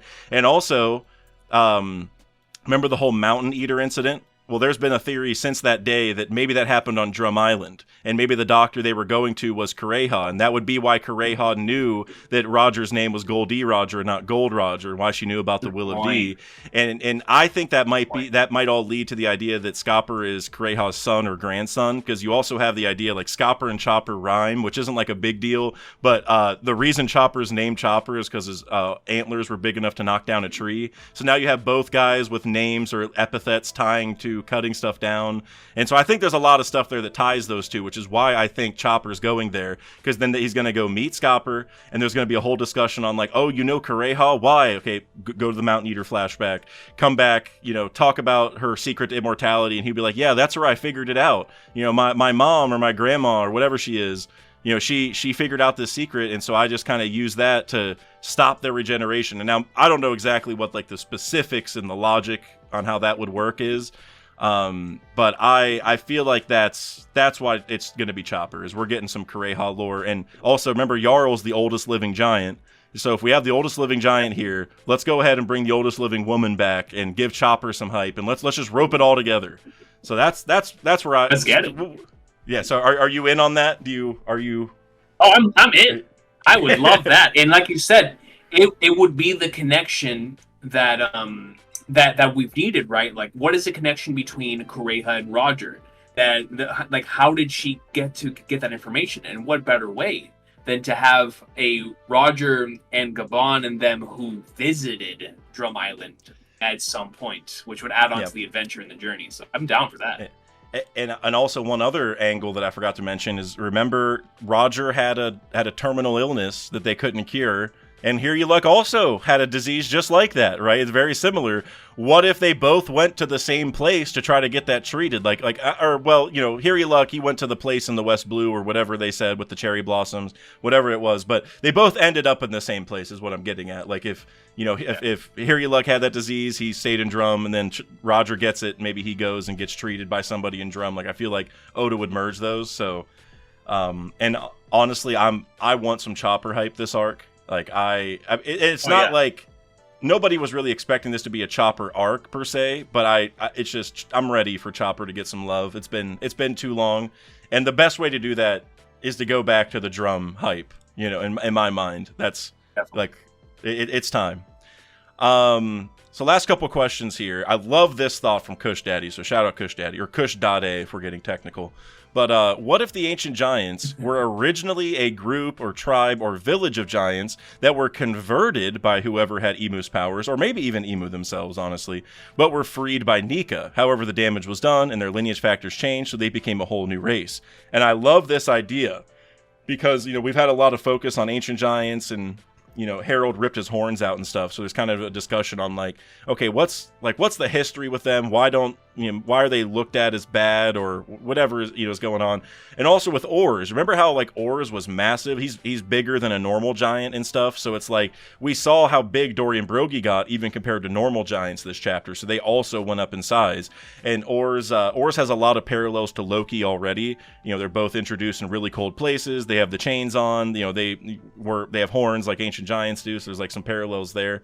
And Ors was also called just like a demon, literally. And he was, like I said, he was in a cold area, which might also tie to the ice Onis potentially a little bit. But in general, I like this because going back to the Will of D discussion as well, what if, the Will of D were a group of people that were, turned into ancient giants essentially, but then they, somehow kept their control, and that's what led to the ancient giants /Ors /D clan, is like they're all ancient giant descendants. And then we might look at like Luffy and Usopp and everybody and be like, hey, they're not even close to giants though. But after 900 plus years, those traits are going to get diluted, right? We've seen that already with like Chimney, who's 1/4 fishman, and she doesn't look like a fishman, but she can swim really well. And so I just like this, that it might all tie back to Emu messing up essentially. So and what are your thoughts on this idea? So I'm incredibly fascinated by one particular thing that I love that entire. I think that's a fantastic comment, and absolutely. Something I'm also interested in as well. We talked a little bit about the potential mixing and the lineage factor earlier, and with the giants. But one thing that you said with Ors, with the Ice Oni, and with the giants, immediately made me think of the giant straw hat that Emu has in the Holy Land, which is also kept frozen. Yes, so sir. If there's a connection there between those, that would imply that there's something there between the Ice Onis, Ors, the giant straw hat, and the fact that all of these huge things, these individuals, have a connection with ice, with cryo, with this idea of something being frozen, and that fascinates me to no end. What do you think the connection is there between those? Well, wasn't there a panel somewhere where there were giants frozen in ice that we haven't fully uncovered? Yeah, in Punk Hazard. Remember in Punk Hazard where like there's like that giant. I'm gonna pull the picture over because this is like such an important point. I'd be silly not to let the people see. Look, guys. Like, okay, so this is I don't know if this is like a well-known thing or not, but. So it's in the middle of Punk Hazard. You see Moko and everybody, but it says it's Chopper. Oh, what is all this? It's all full of frozen people. It's too scary. So I guess we don't know for sure if they're giants because they said people, but we see everyone, I think, in like prison uniforms. It looks like I see stripes on most of the people. So it's like, are these frozen Impel Down guys? Which remember, Impel Down also had a frozen layer to it. So as far as the connection, I'm not sure what all the frozen giant stuff necessarily means. Whenever I looked up Frozen Giants One Piece, I also got the image of San Juan Wolf being frozen outside Blackbeard's place with Aokiji, which is that's another frozen giant, I guess. Also, Jaguar D Saul getting put in the time capsule. All right, we have way too many frozen giants now for this not to matter. So I'm not exactly sure what the connection is, but as far as the Ors thing with the Straw Hat, there was a theory for a really long time that Ors might have been Joy Boy, which at least I first heard from Marshall D. Preach, but it's been so many years, I'm sure there's been a lot of videos at this point. But we also saw Joy Boy in one of the panels with Emeth in the flashback, and he was like human size. So I was like, okay, the theory's dead. But now that we're talking about this, what if Ors is Joy Boy? It was just a human, like Joy Boy got turned into a demon form, like Ors, and that's what we're seeing. So it is him, it's just Joy Boy turned into that via Emu's power. That's fascinating, and that actually makes a lot of sense, especially with how long giants live. Like, yeah, exactly, and that's why Emu has a hat. That makes that would be nuts. Wait, because you mentioned the timing. I didn't even think about that because Chopper said Ors died about 500 years ago, but if Joy Boy was born at the start of the Void Century, which was approximately 400 years before that, and we see that Jarl lived to be 400 and whatever years old. So if a regular giant can live to be 400, I'm sure an ancient giant could, and so that could line up where Joy Boy was born in the Void Century. Maybe the way they lost is that he got turned into a demon, so then Emu had Joy Boy on their side, and it's like, well, now it's over. And then, and the reason that Ors died is he got frozen. So there's even another layer to it. Is like Joy Boy only eventually died once he, he froze to death. Dude, and what about if the reason why Ors is called the Continent Polar is because Joy Boy not being able to verbalize all of that is like, no, I gotta put it all into one piece again. So he's like trying to pull the continents back together, Oh. so it's all together. You know how nuts that would be? Oh, that's great.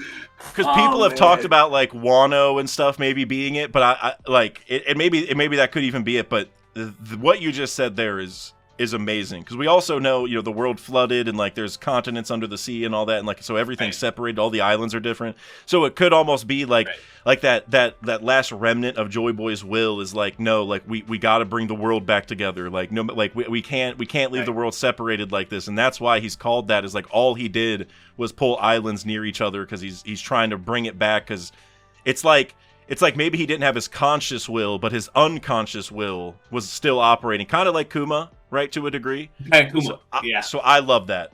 That's a fire idea, Coach. Oh man. No. You were cooking, bro. You were cooking. That was the cook. Yeah, That was good stuff. I wouldn't be shocked if Emu deletes this video. You know, by the time Emu sees it, Emu's gonna pull up at my house. I'm gonna look at my dog, and I'm just gonna see the eyes and be like, "Oh no!" Like, "Oh god." It's gonna be like with Gunko and Brook. You know, it's like, "Oh, he knows too much. I gotta jump in."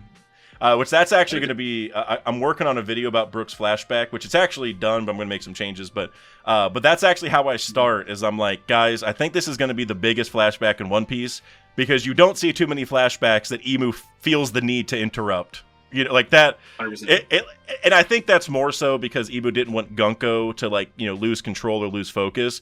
But you could also read it from Oda's perspective of like, Oda's like, I showed you a little bit and stopped it. Y'all know this is gonna be crazy when you get it. Like, I gave you a little taste, which we also saw in Egghead. Remember when Bonnie, we saw like one page of Kuma's flashback where he was getting like beaten by the other slaves or whatever, or I can't remember exactly. And so we just got a taste. That was like chapter 1073 or 4 or something. And then we didn't get the flashback for another 20 plus chapters, but that was like Oda's giving a taste, like, be ready, like this is coming. Don't sleep on this. You know, the flashback's ready. I just want y'all to. I don't want to drop it on you in one fell swoop. I want you to start thinking. I want you to be like, okay, this is coming. What is this going to have? And then he can show us later. And then I got a couple more questions for you here, Coach. So this one here from Chupacabra, which I'm just going to summarize by saying that. We've danced around this already, but I just want to get your full take on this. Is Luffy going to get controlled by Emu? Are we going to see demon mode Luffy being controlled at some point, or is Luffy going to be immune? I know we talked about the Will of D thing. You know, we'll see. It might even be, like we said, they have to be aware. And yes, Luffy knows he has the initial D, but maybe he doesn't know that's him. You know, maybe there's some way that works. I don't know. But do you see Luffy getting controlled? Because he talks here about how, like in Thriller Bark, Luffy's shadow did get taken and used, and obviously Luffy, like his body still had his own will, so there was like a cool interplay there. But regardless, Luffy's will got used in some way to make another strong combatant that they had to defeat. So do you see that happening? And to a greater extent, do you see all the Straw Hats getting converted at some point? To go on to the Luffy one, I strongly believe either Luffy or Loki is going to get turned, because there has to be a reason why they fight each other. Because I strongly believe that fight is still happening, and it's going to happen because of this. One of them's going to get dipped and flipped, and the other one's going to have to fight them. Going back into the Dorian Brogy thing, sign of respect, battling it out. That is one of the things that present a warrior, right? And since we're on ELBAF, I strongly do believe Luffy and Loki are still going to do battle. But while they're doing battle, they're going to really understand each other. And so my cousin was texting me earlier today, talking about Loki. And of course, in my stream, we talked about the idea of Loki having gone through this before, potentially with King Harold, right? King Harold possibly was taken over and possessed, similar to what we're seeing with Gunko, or I'm sorry, not Gunko, with Brogy, dipped and turned and had to put Harold down. Maybe didn't want to do it. That's going to be a tragic part of the flashback, where that's what Loki's hid throughout all of these years, and to not share that with anyone, and he's been vilified for it. But I think what's also very key that we have to remember is back in God Valley, which is something that my cousin brought up that I have to give massive credit for. He talked about the potential possibility of rocks so being controlled and dipped, similar to how we're seeing now with Brogy and them. And this idea fascinated me because Rocks is to Loki what Shanks is to Luffy. So if Loki lost Rocks and King Harold to this being dipped and flipped and being turned, where Rocks potentially had to do a self-sacrifice so that he wouldn't hurt any of the individuals that he loves most, right? Like those that are around him. And then in the midst of that, the Leloucia comes down. We know Emu was involved there because similar to Leloucia happened. So Right. if he lost both, even if it's in the thing and it's just being lost due to the Leloucia type of incident, what happened in God Valley, Loki losing both King Harold and Rocks at the behest of Emu is going to cause that immediate vitriol towards that character. That's obviously going to lead Loki to come on our side. But the emotional connection and the emotional resonance of having a potential Luffy being controlled, Loki seeing the promising future within someone like Luffy, and him not wanting to lose someone like that again, is going to be so incredibly powerful for Loki. That might be where we get the Loki flashback. That might be where we get Loki not only snapping Luffy out of it, but that's where he becomes Luffy's friend. Vice versa.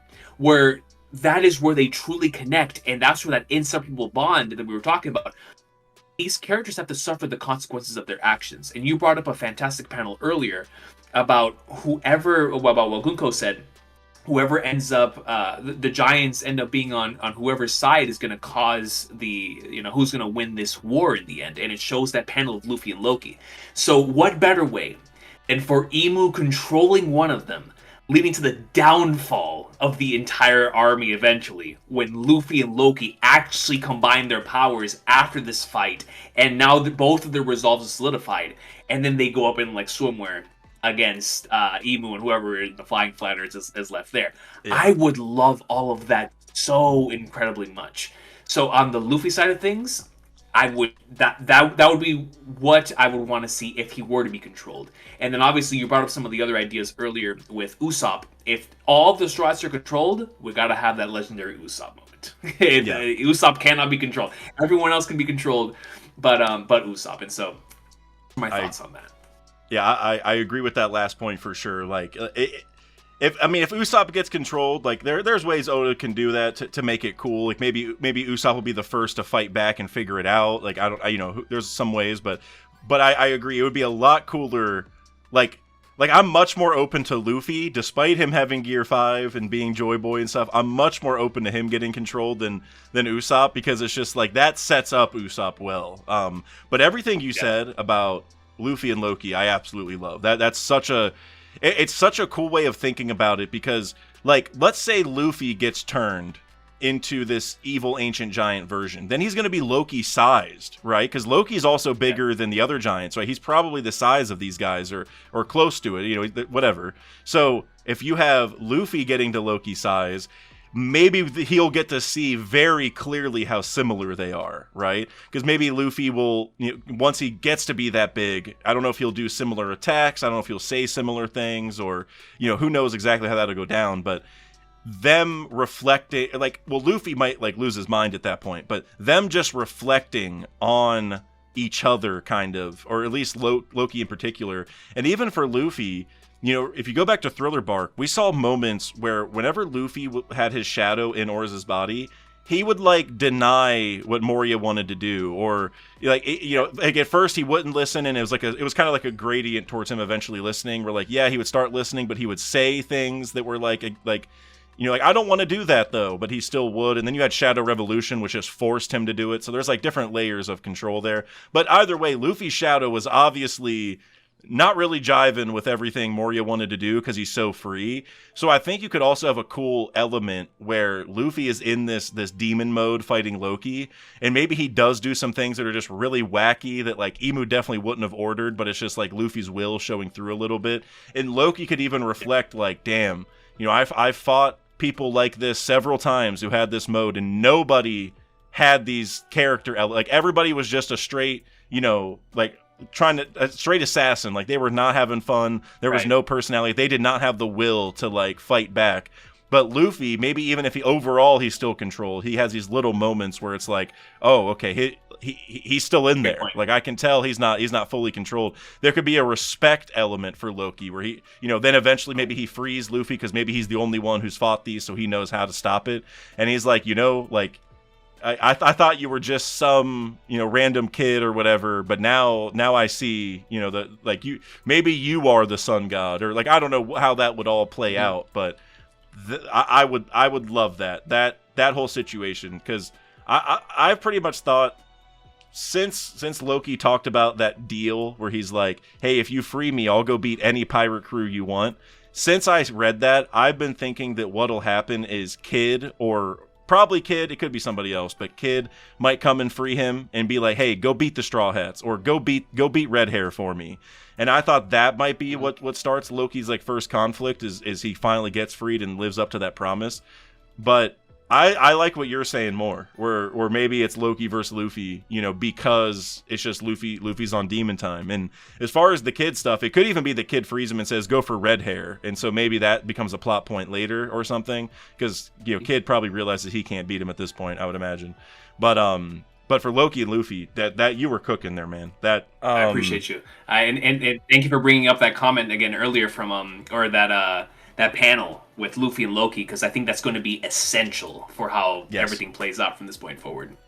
And I'm glad you brought that panel up a couple times, like since I mentioned it, because that's a panel that, like, if you don't sit there and think about it, you won't see how big that is. But it was a pretty small panel in the grand scheme of things. Like it was a double page spread with it was like a little small box on the bottom that like you really wouldn't think about.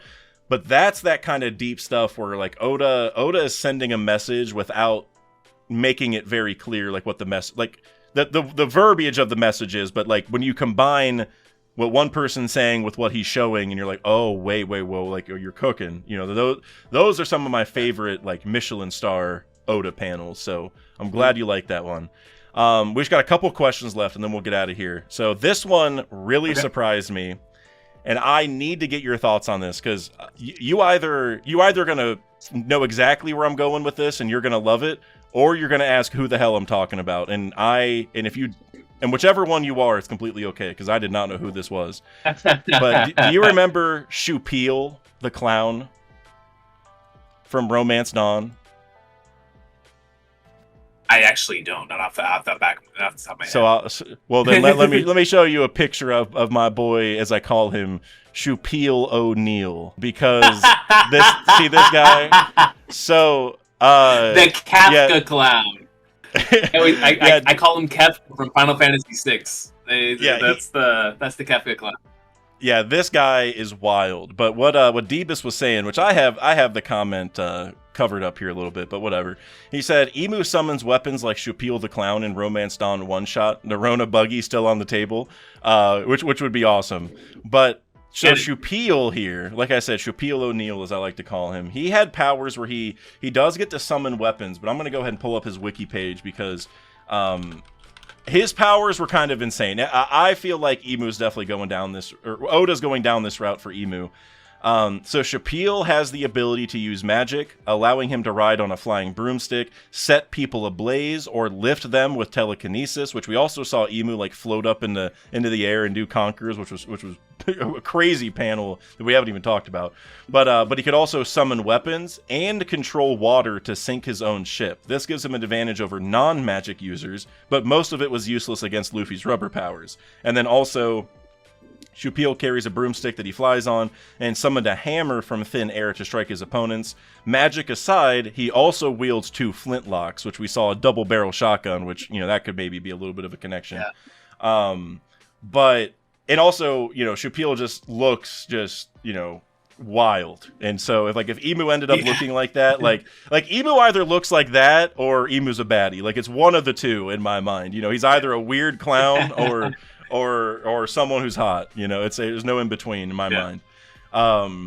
But any thoughts on this? Do you think Oda might be pulling from this? And then even to a greater extent, like, should we maybe consider any theories out of this? Because he didn't have a devil fruit, he had magic, and this is Romance Dawn, which or Oda, he knew the ending of his story since he started, which Romance Dawn's even before he started to a degree. But I don't know, what are your thoughts on this theory?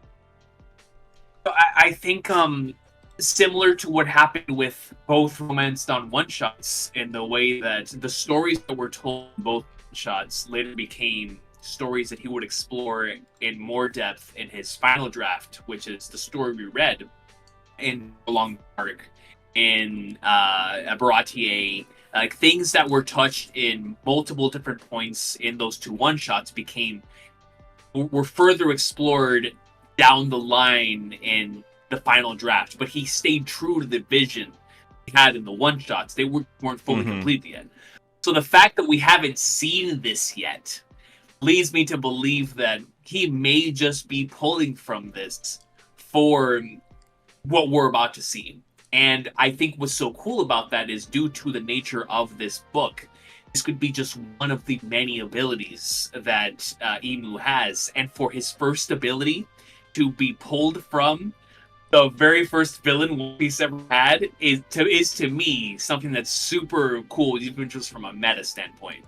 So I would be so down for that, honestly. Yeah. So that is exactly how I feel. Is I'm like, I forgot this guy existed, and like, if you would have showed me a picture of him without telling me the context, and were like, do you think this guy could parallel Emu? I'd be like, get out of here. Like, no. But with the context you're talking about, I completely agree, because there's a lot of things from the one-shots that Oda has kept. There's a lot of things he's also gotten rid of, like I think in one of them, like Garp was a pirate. Like, that's a totally different universe. That's not One Piece, right? It's a different dimension. Like, that's there's some other timeline out in the universe that's enjoying that story. We're enjoying something else.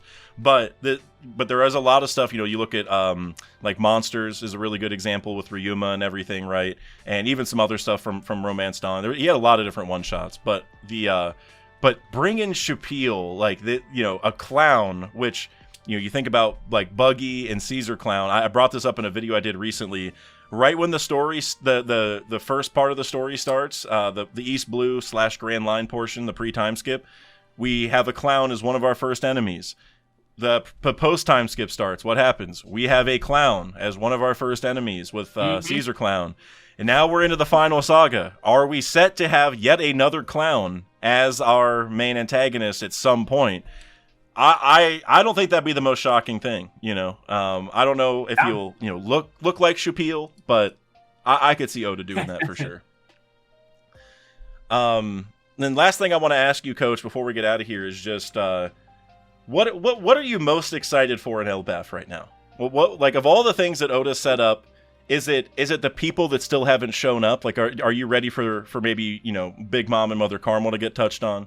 Are you hoping your Rouge pulls up and maybe him and Enel and we get some Burka stuff? Are you expecting the ancient weapons? Just what are some of your big expectations or hopes for the rest of the arc? I think the two things I'm most excited for right now is the potential Luffy and Emu dynamic that could be explored here to, of course, explore later on in the actual finale of the series. But the first initial interaction between Emu and Luffy is going to be huge. So we saw how Emu reacted to Joy Boy's hockey, and I'm interested in seeing how Emu would react to seeing Gear 5, not necessarily in the flesh, because it's Emu through Goonko that's seeing this, how a potential flashback that's even like a panel could be of like Emu seeing Joy Boy in Luffy there, or whatever happens there with that dynamic between those two characters. I am so invested in, especially with all the parallels that have been showcased throughout the course of the ever since Emu was introduced between these two characters. And so I really can't wait for that Luffy Emu interaction, and from in the same line of breath, the Loki Luffy and Emu connection. I'm excited for that. On the other side of things, around the world style, flipping Holy Land is on fire. And I want to know so bad why that is the case. Is the Revolutionary Army, have they finally made their move? Is Dragon up there boxing Garling or the Gorosei or whatever? Like, I can't wait to see what is going on. Or Is it Blackbeard that is moving on to the next stage of his plan, is now making his way up there? Because listen, man, after the food shortage stuff, after Lafitte scouting out the place on multiple different occasions, and then we had the Katarina Devon Saturn thing, which has to have some sort of payoff in the future, even though Saturn is clearly dead, but it still has to have some sort of payoff in the future. So if it's Blackbeard, then what that tells me as the viewer is, if Blackbeard is causing chaos in the Holy Land, Shanks is going after Blackbeard. Shanks is a connection to Garling and Shamrock. So this could turn into something really cool, where Blackbeard is face to face with the actual true darkness in the world, with the Gorosei and potentially even Emu. The two final villains having an interaction would be the coolest thing ever. But then on the other side of the things, you have Shanks dealing with his family before he deals with Blackbeard, before he potentially dies, right? Which is a big, massive theory of him potentially dying at the hands of Blackbeard. Having his final closure with his family, having a one-on-one either fight or interaction with Shamrock, his brother, as well as potentially killing as well. All of that stuff potentially being a reality here very soon is extremely exciting, especially if all of this happens while ELBAF is happening. So it's like when we leave ELBAF, the world's going to be in chaos. Everything's going to be changed. And then if it truly is Blackbeard that's up there and Shanks is joining up as well, the Revolutionary Army has to swoop in. They're going to be like, yo, it's time for us to declare war. This is the best possible time. They said they were going to move when the Holy Knights mobilized. The Holy Knights have mobilized. So we know the Revs are moving soon. All of this leads to the catalyst of, we are officially, ever since Emu showed up and said that thing in chapter 1149 on the Holy Land being on fire, that right there told me that's the kickstart, that's the catalyst for the final war. Like, whatever's happening in the Holy Land right now is what's going to lead us down the path of the entire world being engulfed in war. And so, obviously, saying once again in this week's chapter that now let us bear witness to how the giants do in this war, how they play out in this war. It's all going to play out for what's about to take place here in the near future in the final war. So those are the things I'm most interested in: the Luffy, Loki, Emu stuff, Luffy and Emu stuff, as well as what in the flying flatters happening in the Holy Land, man. Like that stuff to me has like all-time greatest in the series potential, with all of the potential possibilities. It's so exciting, bro. So exciting. The way that Oda is having all of these different plot lines sort of merge into one point, right? There's like this big inflection point where all these different things he set up are finally coming to a head at the same time. He's cooking, and I don't want to keep you too long here, King Recon, but you did just cook too hard, bro. I gotta say a few things here. So one thing, you talked about how essentially this is the start of the final war. Emu showing up, we got stuff in the Holy Land. Like whenever the Straw Hats leave, it's going to be in the midst of the final war. Screw the start of it; it's already started, right?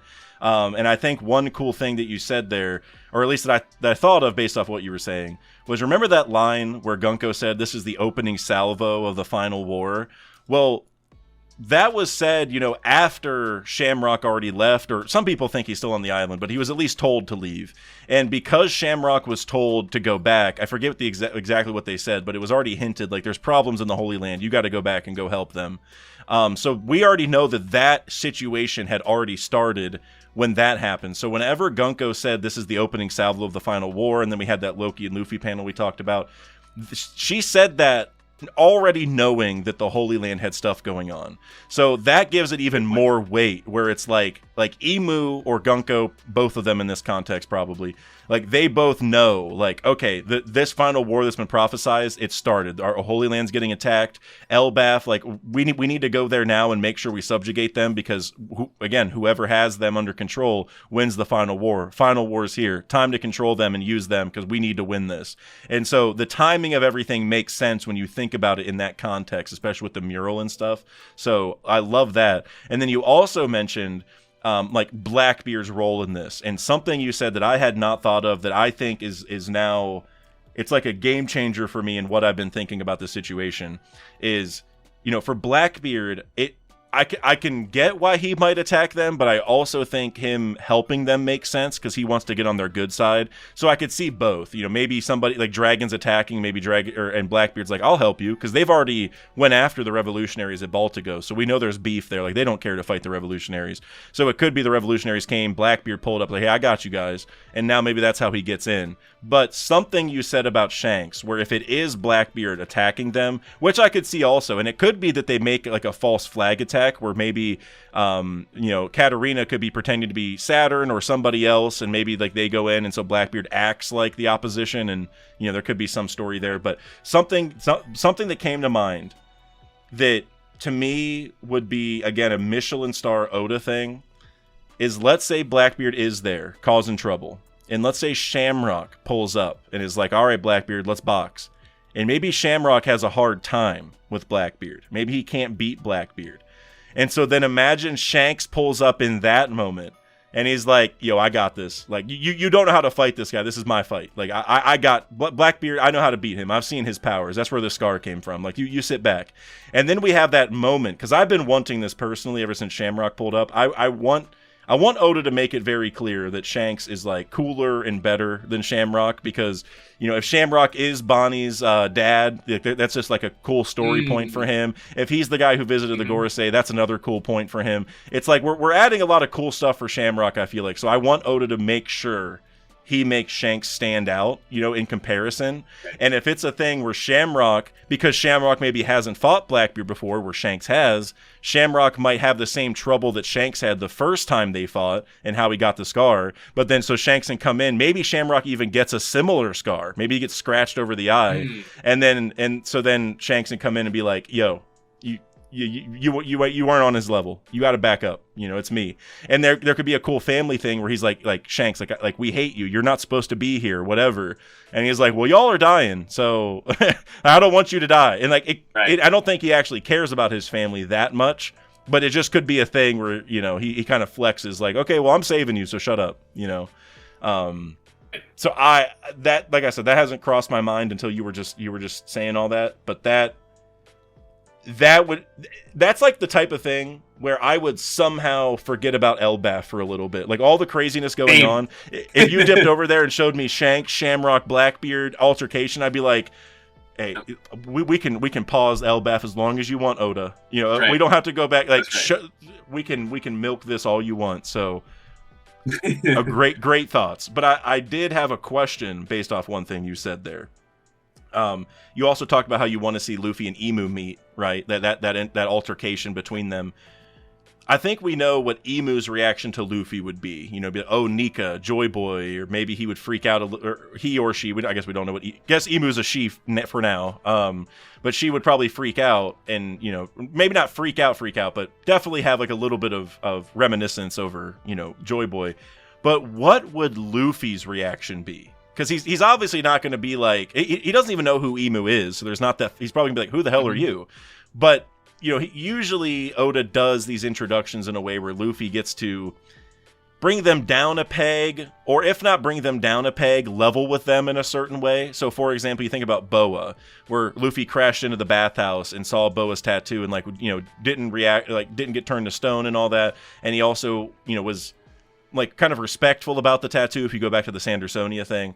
So there was that layer there where even though we met Boa in the context of her being like really mean and like a pretty hardcore empress, Luffy met her in a context where it was very leveling, because she was also like naked and stuff, which is just kind of like it's bringing her down a peg, off of her pedestal a little bit, and for him to also see the scar, which is like her weak point emotionally. And so I guess I'm just curious, what are your thoughts on Luffy's first reaction to Emu, or maybe what Oda sets up there? Because there's going to be something in that first reaction that matters for later on, I feel like. I think it's going to connect to what Rayleigh meant when he said, I hope you guys come up with a different answer than we did. I think that the initial interaction is going to be a huge key for that. Because I can most certainly see Luffy showing up, seeing all of this stuff that's happening, and has either a vitriolic reaction where he's like, what in the flying flannels are you doing to the people that I love?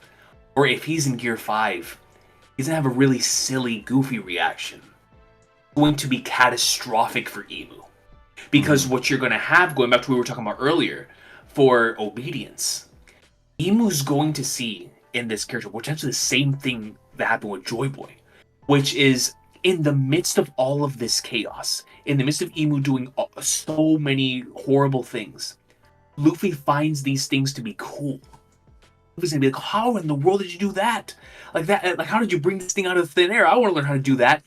If Luffy does that in front of Emu, Emu's gonna have flashbacks, PTSD. Like, yo, you're just like that flipping Joy Boy. This is why you should have been eliminated in the first place. And he's kind of like gonna lose his mind. So it's going to add on to the fact that Luffy is different from Roger, because I'm sure Roger most certainly wanted to do something about this entire thing. I agree.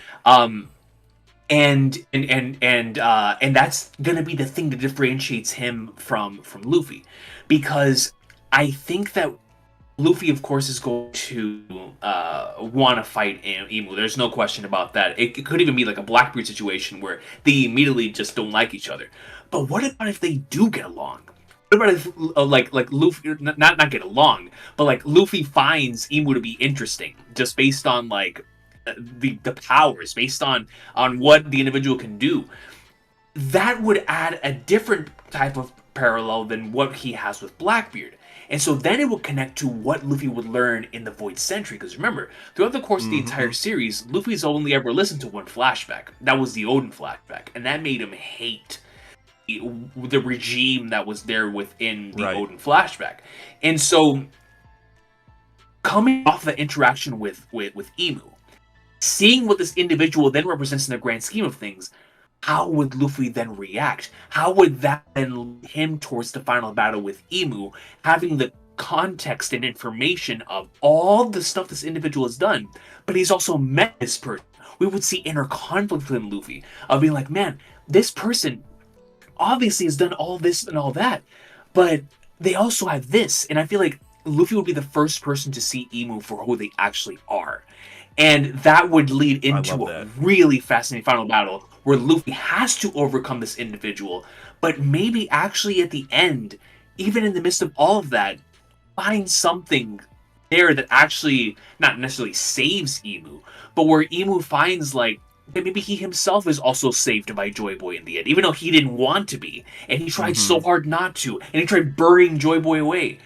And at the end of the day, maybe he does. In his final moments, as he dies and maybe drowns, he accepts the fact that, yeah, Luffy did save him too.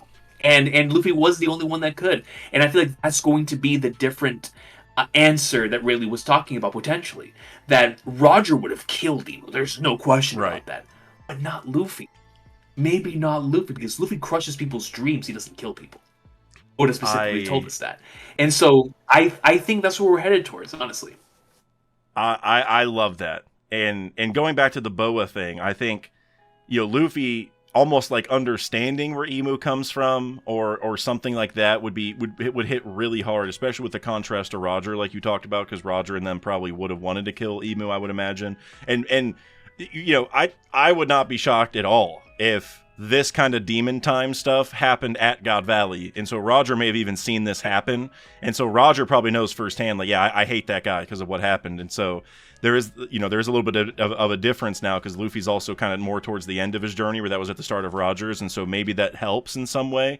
But something that you kind of highlighted that I really like is, like, you know, if we go back to Vegapunk, he talked about how we shouldn't judge which side was good or evil in the past. And Luffy is a very good judge of character. That is something that I think goes very, very, like, under the radar for Luffy, is that he's so good at, like, even if a person's bad, he's still good at kind of understanding them and turning them good, at least in the instance that he needs to. And not even in like a selfish way. It's just like a, hey, this makes sense for both of us to go act, to go get out of here together or something. Like he understands how to level with people in a certain way. And with Rayleigh's training, Rayleigh, there was also this comment that I feel like I bring up every video, but so anybody who watches the channel a lot already probably knows where I'm going with this. But in the training with Rayleigh, for the for the future sight segment of it, there is the part where Rayleigh's like, you're going to eventually meet people in the future that can see the future, and what are you going to do about that? Like, how are you possibly going to beat people that can see further than you can? And he was like, well, it depends on their personality. And Rayleigh's like, what? I've never thought about that. Like, it's like that's like a different way that Luffy sees things, is he thinks about what that person is like. Like, who are they on the inside? What motivates them? What's their true will? Like, even if they're manifesting in a bad way right now, what's at the core of their being? You think about Big Mom. We all think of her as a bad person. But if you just heard that her dream was to make a country where all the races can live together, that's not a bad thing, right? It's just the way she's doing it. And so that's almost the way we're like, for just using her as an example, and not that this has happened yet, but I think if they sat down for a long time and had a discussion, I think Luffy would tell her, like, yeah, you can do that, just don't do it in the way you're doing it. And like, that's a way where like Luffy wouldn't hate her. It would be more like changing her to be good, right? So that's what Luffy's always done, is he's just that kind of guy. And so tying this back to Emu and what Vegapunk said with how the past, don't judge who's good or evil, it might be that Luffy comes to a different conclusion because he, maybe he can see the situation differently than Roger is. Like, oh, hey, well, back then, like, they were under this threat, and yeah, Emu did some bad stuff, but like maybe, this, that, or the third. Like, he might just get it on a different level. Like, yeah, they shouldn't do that, but also like the other side wasn't good either. Like, he might not assume Emu is quite as bad as everyone else, and don't get me wrong, what Emu's done is bad, and Luffy will acknowledge that. 100%. But I just think, Emu the person, I think he will get, like, especially if Emu is controlled by something, it might be a situation where it's like, okay, Emu, he might get, hey, that person isn't that bad. They are just controlled, misguided, whatever, right? And so I would really love that like, if they meet today, maybe Luffy picks up on something from Emu where, like the person in there is different than the person I'm hearing from, like that kind of thing. Because even for Gunko, it might be a good place to start here with Gunko, because maybe he can tell, like, okay, hey, that voice I'm hearing from Emu, that's different than this person I'm talking to, which is Gunko. Like, I need to get through to this person that's Gunko, so that, because then I can help, because Gunko's not the problem. And so he might get some sympathy in regards of, hey, let's not kill this person, because then we're killing Gunko, and she doesn't deserve it, because she's been controlled and misled.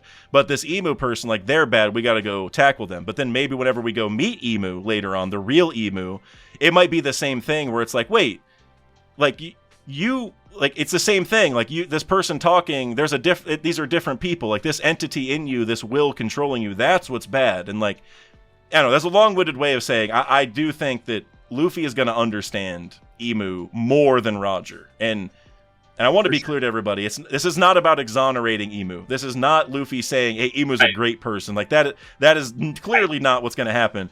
But it's just him understanding either, oh, they're controlled, or back then some really bad stuff happened and they have some crazy trauma that they got to go through. Kind of like Boa a little bit, right? Boa was very similar, where she was bad. She was trying to kill Marguerite, who, like, that's a good person, like, did not deserve to be turned to stone, right? But Luffy still blocked the tattoo, right? He did not have to do that. He could have let them all get embarrassed, whatever, but he didn't do that. So it doesn't matter really how bad the person is. Luffy gets there's more to these people than what they are today. And so I agree with you for 100% sure. Like, Luffy's gonna see that and meet Emu and realize, okay, hey, it's not about killing you, it's about changing you, right? So 100%. Right. And I still firmly believe Emu's gonna die. It's just as the same way Luffy did for Kaido, the same way Luffy did for even a little bit for Lucci, but specifically for Kaido. Like, after Luffy defeated Kaido, as Kaido was being defeated, he was thinking back to that Joy Boy quote, like, Joy Boy would be the one to come in and defeat you, and he accepted that.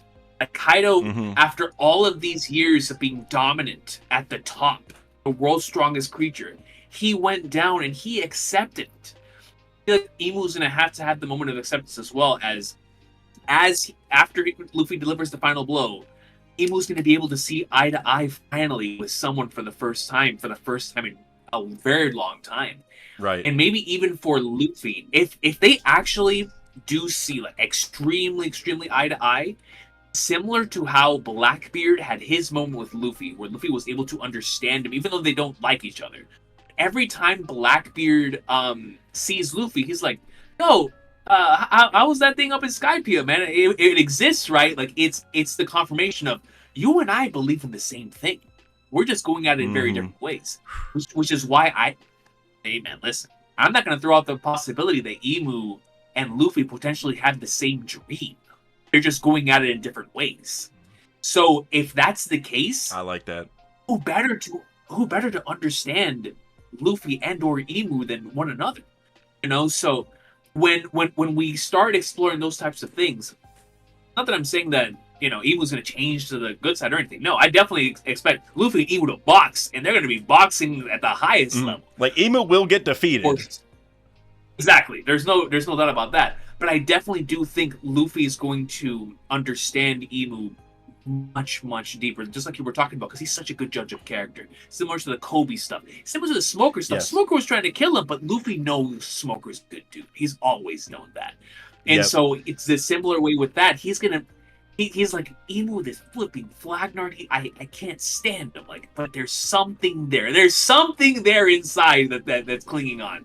And so he's gonna beat the Flagnards out of him in order to reach that. So that's honestly what it's going to differentiate that final battle potentially from all the other ones in the series, and definitely from the Blackbeard fight, because they just do not like each other. So, well, Blackbeard likes Luffy. Luffy doesn't like Blackbeard.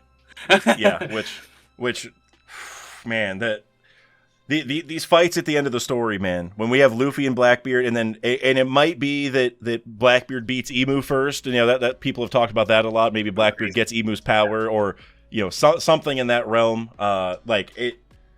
It's going to be crazy, but it's funny because you touched on it. Even though Luffy and Blackbeard are two sides of the same coin and are similar in a lot of ways, but obviously opposites in a lot of ways too, I could almost see Emu having an easier time, or like I guess for Oda's perspective, maybe not Emu themselves, but from Oda's perspective, it might be easier to have Emu side with Luffy, and not truly side, but I could almost see them being more willing to like talk and figure each other out than Blackbeard and Luffy, because for Blackbeard and Luffy it's personal, right? Like don't get me wrong, there's a lot of suffering that Luffy can point to due to Emu that would also be personal, but Luffy does not think that systemically to really understand, like, oh, you made this government made this decision, like you're like, oh hey, because of the celestial tribute and slavery and stuff, you know, the fishmen have had it really hard, and that pushed Arlong to go have his own celestial tribute, and that led to Belmare dying. So I'm mad at you for, you know, how your system, like, he's not going to think that systematically, you know. So for Blackbeard, it's very direct. Hey, you led to people I like dying, or you know, Garp is captured. There's other things he can point to. So it's very personal. So like I don't think no matter what they're going to get along, even though they're kind of similar. But for Emu, I could almost see a world where they level with each other, and Luffy is able to, you know, be like, okay, so like you did this set of things for these reasons. I disagree with it, but I empathize with where this started from, and you know, and I doubt this will happen, but I could almost see a world where, you know, again, they will fight. There will be a moment where Emu gets defeated and all that stuff, but I could easier see a world where Emu, like, you know, maybe when Blackbeard gets into his, you know, whatever his full plan is, he gets close to the end of it, I could almost see Emu being like, all right, I'd prefer Luffy wins than this guy, because maybe like they connect well enough. You know what I mean? Like, if I'm gonna lose, I would prefer Nika to win, which you know, and that goes back to the mural, depending on how the first world works, because, you know, like Emu had to beat the Ancient Kingdom and probably whoever led in the first world.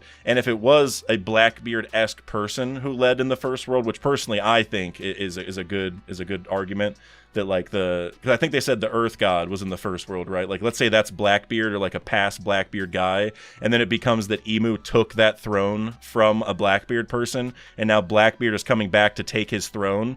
It could be a thing where Emu's like, all right, I've seen what the world's like with a guy like that leading, and you know, now I might be getting defeated. Let's give the Nika world a shot. Which again, I not that Emu's going to become a full Nika believer, but I could just see that when push comes to shove, Emu and Luffy might get along more than Blackbeard and Emu would, I guess is what I'm getting at, which I think would be shocking. But you know, with this trifecta we have going with Blackbeard, Emu, and Luffy, there's got to be some give and take somewhere in the allegiances, or their opinions on each other and stuff, you know. So I don't know, man. It's going to be a fun ending, whatever happens, for sure.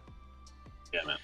It's exciting stuff. Like, I always think back to that panel in chapter 908 where Emu's looking down at the 4 posters, right? You obviously have Shirahoshi and Vivi on one side, but he has Luffy and Blackbeard specifically.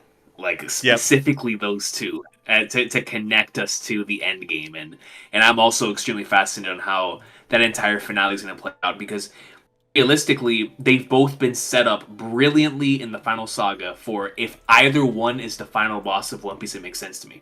Both Blackbeard and Emu. And I agree. It's exciting stuff. Yeah, that's why I like the idea maybe Blackbeard will get Emu's powers, so then it's both. But again, it won't be like the Emu personality element will be gone, and so I could see that's kind of where I could see the final, like that moment where like the personality of Emu being like, all right, if it's one of you two, I really hope it's not this Blackbeard guy. But you know, I don't. But I also don't want to humanize Emu too much and make them feel too empathetic, because they're obviously, you know, very bad. No, listen.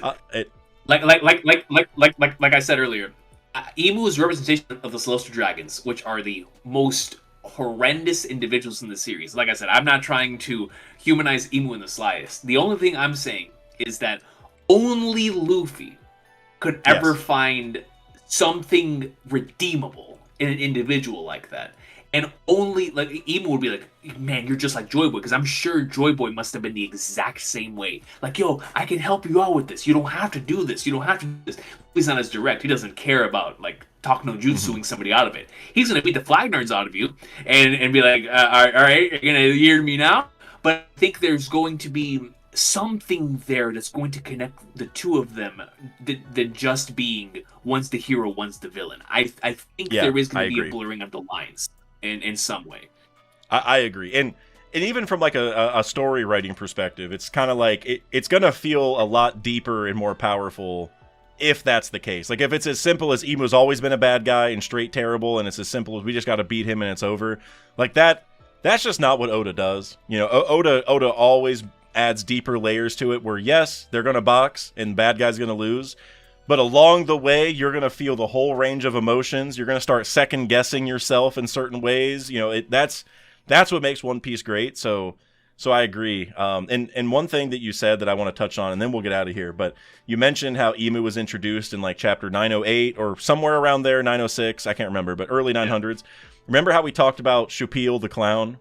Well, they reanimated the Romance Dawn thing that he was in. Like they gave him an episode, like a filler episode, and it was episode 907, which was right around Emu's introduction, which I was just like, okay, could that be coincidence? Absolutely. Maybe I'm reading into it too much, but I could also think if I'm Oda and I'm like, all right, it's time to reveal the big bad of the whole story. Maybe you would throw a little hint in there, like, hey, you know, this guy is going to have powers like this later. Let's remind people that these were something I was thinking of around the time we bring him back, just for, you know, a subtle reminder. You know, so again, I don't know if he's going to look like Shupil, but these magic powers have just completely changed the whole story. So I think it might make sense that he was, you know, calling back to the one instance we had him. But Coach, thank you for doing this, man. This was a great discussion. I'm sure we'll have more in the future, but you have anything you'd like to say to the people before we head out? Man, yo, all love to you, Dak, man. Seriously, dude. After last chapter, and especially this chapter, I was like, man, I gotta talk to this about somebody. And whenever you reached out, I was like, let's go, man. It is happening. We get to discuss some peak, and like you said, it was a fantastic discussion. I truly appreciate you. I truly appreciate your community, the community as a whole, and of course my section of the community, because it's always chapters like this that I feel bring us together, because we're able to theorize and really think about both what One Piece is trying to say, but also one of the most exciting parts about it and being caught up to it is where we could potentially go. And there's so many different scenarios right now where One Piece can go in all different types of ways, from powers to abilities to thematic reasons to many different things, that it makes discussions like these so incredibly fun. And so a huge thank you to you and the community for having me on, because, man, if Emu showed up in ELBAF. That's all you gotta say. Who would have thought? That's all you gotta say.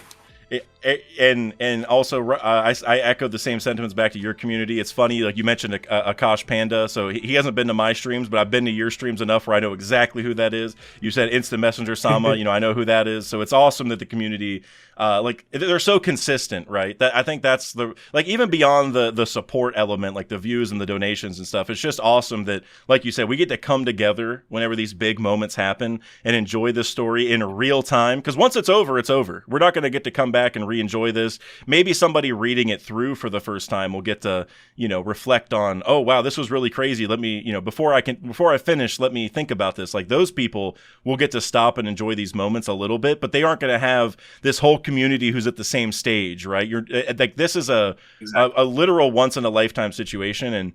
And also, like you said, chapters like this really prove that true, where we get to come back like, guys, Emu's here, we got to talk, like, right now, like, that's, everyone feels that same way. Like, this is a special moment.